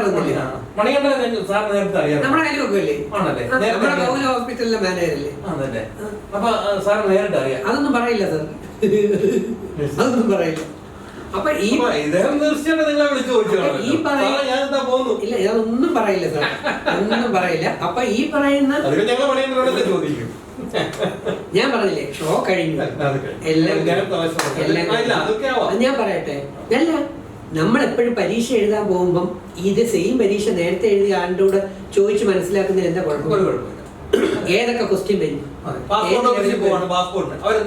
ചോദിക്കും, വെരിഫിക്കേഷൻ. ഈ പാടത്തിൽ നിന്ന് ഏതൊക്കെ ചോദ്യം ചോദിച്ചിരുന്നത് നേരത്തെ അപ്പൊ നല്ല കാര്യമാണ്, നല്ല കാര്യം. ഇപ്പൊ നേരത്തെ പറഞ്ഞ ആ പരിശീലനത്തിന് ഇപ്പം റിയാസിന്റെ കാര്യം ചോദിച്ചപ്പോൾ ഞാൻ പറഞ്ഞില്ലേ, റിയാസ് നന്നായി പരിശീലനം നടത്തി വന്ന ആളാണ്. ഒരു പ്രാക്ടീസ് ചെയ്തു വന്ന ആളിന് മാത്രമേ അച്ചടി ഭാഷയിൽ എന്ത് ചെയ്യാൻ പറ്റൂ, കറക്റ്റ് ആയിട്ട് കാര്യങ്ങൾ പറയാൻ പറ്റൂ, അല്ലേ? അതുപോലെയാണ് ഇപ്പൊ നമുക്ക് പരിശീലനം ഇല്ലാതാണ് പോയത്, പരിശീലനം കിട്ടിപ്പോയെങ്കിൽ വേറെ ആയിരുന്നു. അപ്പൊ നമ്മളെ സംബന്ധിച്ച് ആ ലെവലിലാണ് പോയത്. ദിൽഷയോട് ഏറ്റവും കൂടുതൽ സ്നേഹം ലെസ്ലിക്കായിരുന്നു അതോ റോബിനായിരുന്നു? ദിൽഷയോട് ഏറ്റവും കൂടുതൽ സ്നേഹം എനിക്കായിരുന്നു. എനിക്ക് ഭയങ്കര ഇഷ്ടപ്പെട്ട ഒരു കൊച്ചാണ്. എന്ത് നല്ല പഠിക്കുക, എന്ത് ഡാൻസ് എന്നറിയാം. ദിൽഷയ്ക്ക് എൻ്റെ പഠനപ്രകാരം ആസ് എ ഒരു സൈക്കോളജി പഠിച്ച ഒരു MS സൈക്കോതെറാപ്പി, പരീക്ഷ എഴുതിയില്ല, ഒരു സൈക്കോളജി പഠിച്ച വ്യക്തി എന്നുള്ള നിലയിൽ, കൗൺസിലിംഗ് ഒക്കെ നടത്തുന്ന വ്യക്തി എന്നുള്ള നിലയിൽ ദിൽഷയുടെ പ്രണയം ആരോടാണെന്നറിയാം. നിങ്ങൾ പലരും ശ്രദ്ധിച്ചില്ല, അതാണ്. ആ പാവം കൊച്ചിൻ്റെ പ്രണയം അയാളുടെ ഡാൻസിനോടാണ്, അയാളുടെ പ്രൊഫഷനോടാണ്. അതിൻ്റെ ഡാൻസിൻ്റെ ഓരോ സ്റ്റെപ്പുകളും ഒരാൾ ഇന്ന് വരെ ഒരു എപ്പിസോഡിലും പറയാത്തൊരു സംഗതിയാണ് ഞാൻ പറഞ്ഞത്. നിങ്ങൾക്ക് ഒരു ചാനലിലും ഇത് കേൾക്കാൻ പറ്റത്തില്ല. ആ കൊച്ചിനെ ചുമ്മാ കരിവാരി എറിഞ്ഞ് ഓരോന്നും പറയുമ്പം നിങ്ങൾ യഥാർത്ഥത്തിൽ ആ കൊച്ചിൻ്റെ കരിയറിനെയാണ് ഇല്ലാതാക്കിക്കൊണ്ടിരിക്കുന്നത്. നിങ്ങൾ മീൻസ് ആ കൊച്ചിനെ ഡീമോറലൈസ് ചെയ്യുന്ന ആൾക്കാർ. ആ കൊച്ചിൻ്റെ ഏറ്റവും വലിയ സമർപ്പണം അതിൻ്റെ ഡാൻസിനോടാണ്. ആ D4 ഡാൻസ് എന്ന് പറയുന്ന ആ ഡാൻസ് കളിച്ച സംഗതി ഇപ്പം വന്നതിന് ശേഷം അയാളുടെ ഡാൻസ് കളിക്കുമ്പോഴുള്ള പെർഫെക്ഷൻ. ഇനി രണ്ടാമത് ഞാൻ ഒരു ചോദ്യം കോമൺ സെൻസ് ആയിട്ട് ചോദിച്ചോട്ടെ, ആ കുട്ടിയുടെ വയസ്സെത്ര? 18, 20, 22, 24, 26?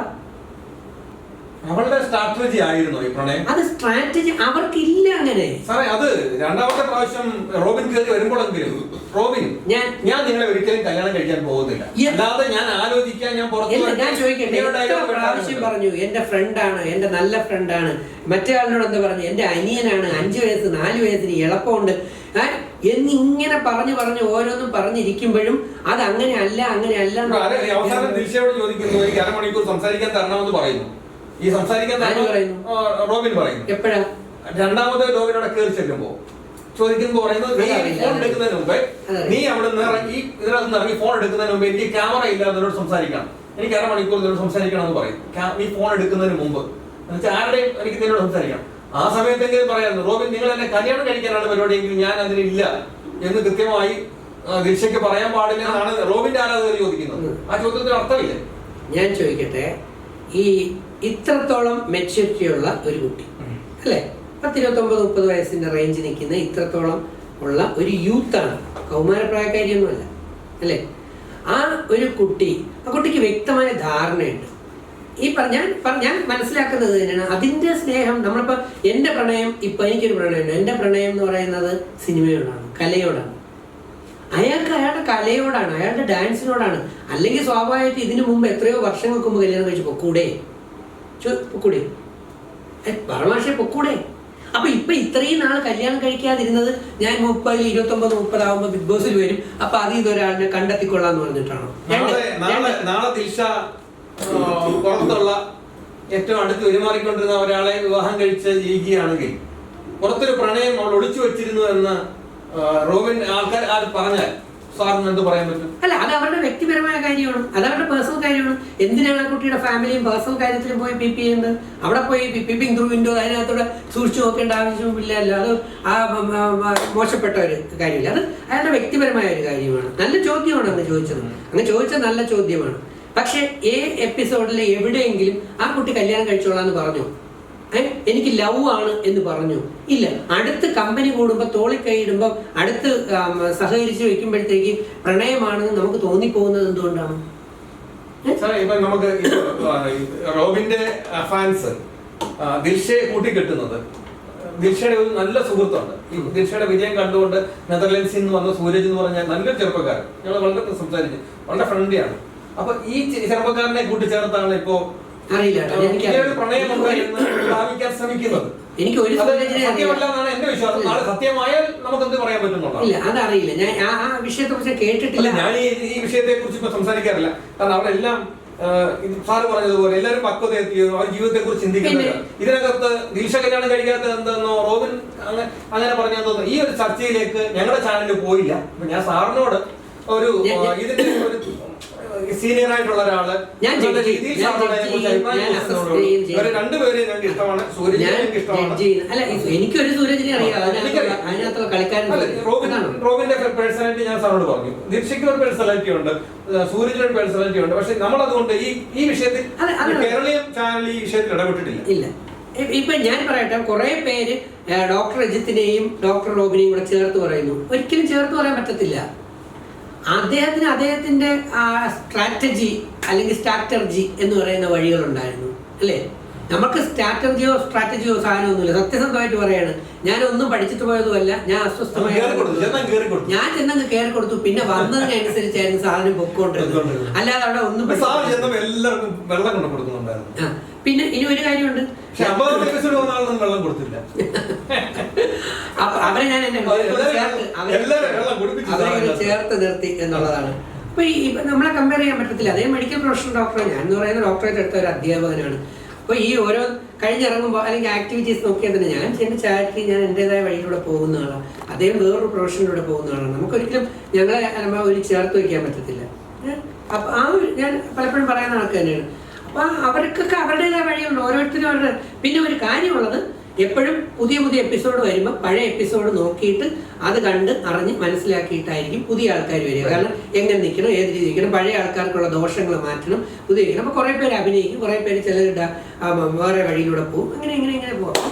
അതുകൊണ്ട് എനിക്ക് പക്ഷെ ഒരു കുട്ടി, ഞാൻ ചോദിക്കട്ടെ, ഷോ കഴിഞ്ഞ് ഇത്രയും നാളായി, ഇനിയും ആ ദിൽഷ എന്ന് പറയുന്ന കുട്ടിയെ വീണ്ടും വെറുതെ കരിവാരിത്തേക്കുകയും വെറുതെ അവഗണിക്കുകയും ചെയ്യേണ്ട ആവശ്യമുണ്ടോ? ഇല്ല, ഞങ്ങൾ എന്നതില്ല. സാറോട് ചോദിക്കാം, പിന്നെ ഏഷ്യാനെറ്റ് ബിഗ് ബോസ് പറഞ്ഞിട്ടില്ല. അപ്പൊ ഞാൻ പറഞ്ഞിട്ടില്ല. ഏഷ്യാനെറ്റിന്റെ ഇറങ്ങി വരുമ്പോ സാറിന് വളരെ സപ്പോർട്ട്, സാറ് വളരെ കണ്ണീരോടെ ഇറങ്ങി വന്നത്. പക്ഷെ എന്നാലും ഏഷ്യാനെറ്റിനോട് തന്നെ ചേർന്ന് നിൽക്കാനായിരുന്നു സാറിന്റെ. അത് സാറിന് അങ്ങനെ ചിന്തിച്ചത്. ഞാൻ പറയട്ടെ, എന്നെ കണ്ടെത്തി കൈപിടിച്ച് കൊണ്ടുവന്നത് ഏഷ്യാനെറ്റ്. അന്ന് കഴിഞ്ഞതിന് ശേഷം ആ പ്രവീൺ സാർ തന്നെയാണ് എന്നെ യഥാർത്ഥത്തിൽ ആട് 3 എന്ന് പറയുന്ന വിജയ് ബാബു സാറിന്റെ ആട് 3 വില്ലനായി ഫിക്സ് ചെയ്തത്. ജയസൂര്യ മാഷിന്റെ ആട് 3 ഉണ്ടായിരുന്നു. ഇപ്പൊ ഞാൻ ജയസൂര്യ മാഷിന്റെ ഈശോ എന്ന് പറയുന്ന സിനിമയിൽ വില്ലനാണ്. ഇപ്പം സോണി ലൈവിൽ അത് വരും, കാണാം. അത് വിജയ് ബാബു മാഷ് അന്ന് അതിനകത്ത് ഫിക്സ് ചെയ്തത് ഇതുപോലെ ഏഷ്യാനെറ്റ് പ്രവീൺ മാഷ് പറഞ്ഞിട്ട് തന്നെയാണ് എനിക്ക് കിട്ടിയതും. അത് ഫിക്സ് ചെയ്ത് വെച്ചിരുന്നു. പക്ഷെ കൊറോണ വിഴുങ്ങി. ഇനി ഏഷ്യാനെറ്റിനോടൊപ്പം അതിലെ പ്രോഗ്രാംസ് ചെയ്യാനും അതിനോടൊപ്പം ഞാൻ ചേർന്ന് നിൽക്കുന്നു എന്നുള്ളത് കൊണ്ടാണ് മറ്റ് മെയിൻ ചാനലുകാർ പലരും എന്നെ വിളിക്കുന്നില്ല. നിങ്ങൾക്ക് ഞാൻ വേറെ ഏതെങ്കിലും ചാനലിൽ എന്നെ ഏതെങ്കിലും പ്രോഗ്രാമിന് വിളിക്കുന്നത് കാണുന്നു? ആകെ ഉണ്ടായിരുന്ന ഒരു വർഷം മുമ്പ് കൊറോണ ഉണ്ടായിരുന്ന സമയത്ത് സ്റ്റാർ മാജിക് എന്ന് പറയുന്ന പ്രോഗ്രാമിലാണ് ഞാൻ. സാറിന്റെ ജീവിതത്തിൽ ഏഷ്യാനെറ്റ് എന്ന് പറയുന്ന ഒരു പ്രസ്ഥാനത്തോടുള്ള ഒരിക്കലും മരണം വരെ മറക്കാത്ത ഒരു ബന്ധം ഏഷ്യാനെറ്റ്, അതുപോലെ പ്രവീൺ സാറ്, മാധവൻ സാറ്, അതുപോലെ തന്നെ രഞ്ജു, ഇവരുടെ പറഞ്ഞുണ്ടല്ലോ. ഏഷ്യാനെറ്റ് അവരുടെ പ്രോഗ്രാംസിന് എപ്പോ എന്നെ വിളിക്കുമെന്ന് കാത് കൂർപ്പിച്ച് വെയിറ്റ് ചെയ്യുന്ന ആളാണ് ഞാൻ. ബൈജു മേലില്ല എന്ന് പറഞ്ഞ സാറാണ് കോമഡി സ്റ്റാഴ്സിൽ ഇടയ്ക്കിടയ്ക്ക് വിളിക്കാറുള്ളത്. മനസ്സിലായില്ലേ? ഏഷ്യാനെറ്റിലെ ഒരു ത്രൂ ഔട്ട് സീരിയലിൽ നല്ലൊരു ക്യാരക്ടർ ചെയ്യണം എന്ന് ആഗ്രഹിച്ചിരിക്കുന്ന ആളാണ് ഞാൻ. പക്ഷെ അതിലേക്ക് വരുന്നതിന് മുമ്പ് കുറച്ച് സിനിമകൾ ചെയ്ത് ഒന്ന് പുഷ്ടിപ്പെടുത്തി സ്ട്രോങ് ആക്കി വന്നാൽ കാശ് കുറച്ചുകൂടെ കൂടുതൽ കിട്ടുന്നത് നല്ലതല്ലേ, അത്രയും പേരെ സഹായിക്കാൻ. അതാണ് സംഭവം.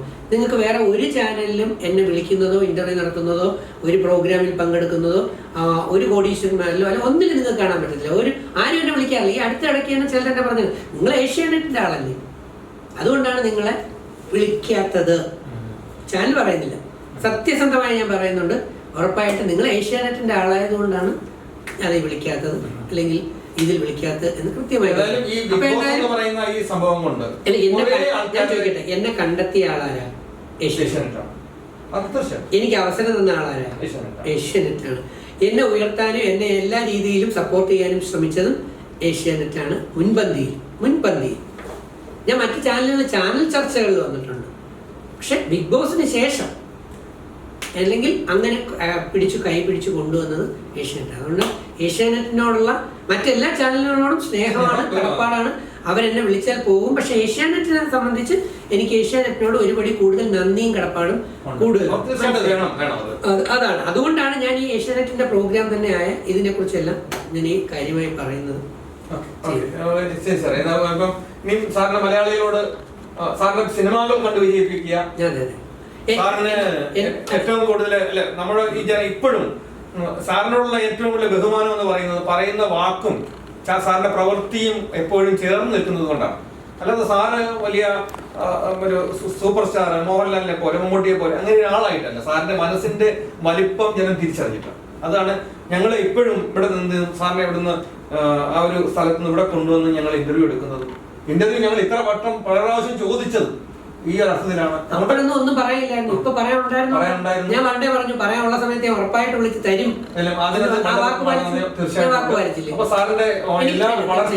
എനിക്ക് എന്റെ ജനങ്ങളോട്, എന്റെ സഹോദരങ്ങളോട് എനിക്ക് പറയാനുള്ളത്, ഞാൻ വന്നിരിക്കുന്ന പുതിയ കർമ്മമേഖല എന്ന് പറയുന്നത് സിനിമ സീരിയലാണ്. അതിൽ സിനിമ ലോകത്ത് കുറെ കോൺട്രിബ്യൂഷൻ നടത്തണമെന്നും അത് രണ്ട് കാരണം. ഒന്ന്, നമ്മുടേതായ ഒരു പാഷൻ, നമ്മുടെ കലാവാസന ഒന്ന് ജനങ്ങളുടെ മുമ്പിലേക്ക് എത്തിച്ച് പല ക്യാരക്ടേഴ്സുകളും നമുക്കത് നന്നായി ചെയ്ത് കൊണ്ടുവന്ന് ഒരു സ്റ്റേറ്റ് അവാർഡെങ്കിലും ആദ്യം വാങ്ങണം. കാരണം അധ്യാപകനും കൗൺസിലറും എന്നുള്ള നിലയിൽ എനിക്ക് 100-200 അവാർഡുകൾ കിട്ടിയിട്ടുള്ളതാണ്. പക്ഷെ ഇനി ഒരു അഭിനേതാവ് എന്നുള്ള നിലയിൽ ഒരു സ്റ്റേറ്റ് അവാർഡെങ്കിലും, ഒരു റിയലിസ്റ്റിക് അല്ലെങ്കിൽ ഒരു എന്താ പറയുക ഓഫ് ബൈറ്റ് സിനിമകൾ എന്ന് പറയുന്ന അവാർഡ് ഫിലിമുകൾ ഉൾപ്പെടെ ഞാനിപ്പോൾ കൊമേഴ്സ്യൽ അല്ല ഭയങ്കരമായിട്ട് ആഗ്രഹിക്കുന്നത്. അപ്പം ഒരു അവാർഡെങ്കിലും സ്റ്റേറ്റ് ലെവലിൽ കിട്ടിയാൽ ഒരു കലാകാരൻ എന്നുള്ള നിലയിൽ ഞാൻ ഭയങ്കര സംതൃപ്തനാണ്. കൂടെ എനിക്ക് സിനിമയിലാവുമ്പോൾ കൂടുതൽ വരുമാനം വരുമ്പോൾ എനിക്ക് ഒരുപാട് പേരെ സഹായിക്കാൻ പറ്റും. അപ്പോൾ എൻ്റെ സിനിമകൾ, ഞാൻ പങ്കെടുക്കുന്ന സിനിമകൾ ടിക്കറ്റ് എടുത്ത് കാണുന്ന സഹോദരങ്ങളാണ് നിങ്ങളെങ്കിൽ നിങ്ങൾ കിട്ടുന്നതിൻ്റെ ഒരു ബഹുഭൂരിപക്ഷവും പാവപ്പെട്ടവരിലും അർഹരിലുമാണ് എത്തുന്നത്. ആ പുണ്യത്തിൻ്റെ ഓഹരി നിങ്ങൾക്കുള്ളത് തന്നെയായിരിക്കും. ഇതെൻ്റെ വാക്കാണ്, അതിന് യാതൊരു സംശയമില്ല. അതിന് എന്നെ പ്രോത്സാഹിപ്പിക്കുക, എനിക്ക് ശക്തി തരിക എന്ന് മാത്രമാണ് എനിക്ക് കേരളീയം ചാനലിലൂടെ നിങ്ങളോട് അപേക്ഷ. അതായത് ഇപ്പോൾ ഈ 2 സീസൺ കഴിഞ്ഞപ്പോഴും 2 സീസൺ കഴിഞ്ഞപ്പോഴും എപ്പോഴും ഇടയ്ക്കിടയ്ക്ക് വരുന്ന കമന്റ് ബോക്സിൽ രജിസാറിന്റെ ഇന്റർവ്യൂ എന്തേ നിങ്ങൾ എടുക്കാത്തതെന്നൊരു ചോദ്യം വരാറുണ്ടായിരുന്നു. ഏതായാലും ഇന്ന് അതിനുള്ള അവസരം ഒരുങ്ങി സാറിനോടും ഞങ്ങളെ അതിനുവേണ്ടി പ്രചോദിപ്പിച്ച നിങ്ങളോടും സാറിനോടുള്ള നന്ദി രേഖപ്പെടുത്തുന്നു. വളരെ സന്തോഷം. ഒരു ഇന്റർവ്യൂ ആയിരുന്നില്ല, നല്ല ഒരു ഡിസ്കഷൻ ആയിരുന്നു. താങ്കൾ തൃപ്തനാണല്ലോ, ഹാപ്പിയാണല്ലോ. കേരളത്തിന് എല്ലാവിധ ഭാവവും ഐശ്വര്യങ്ങളും നേരുന്നു. വീണ്ടും കാണാം കൂടുതൽ കഥകളുമായി. നന്ദി, നമസ്കാരം. Thank you.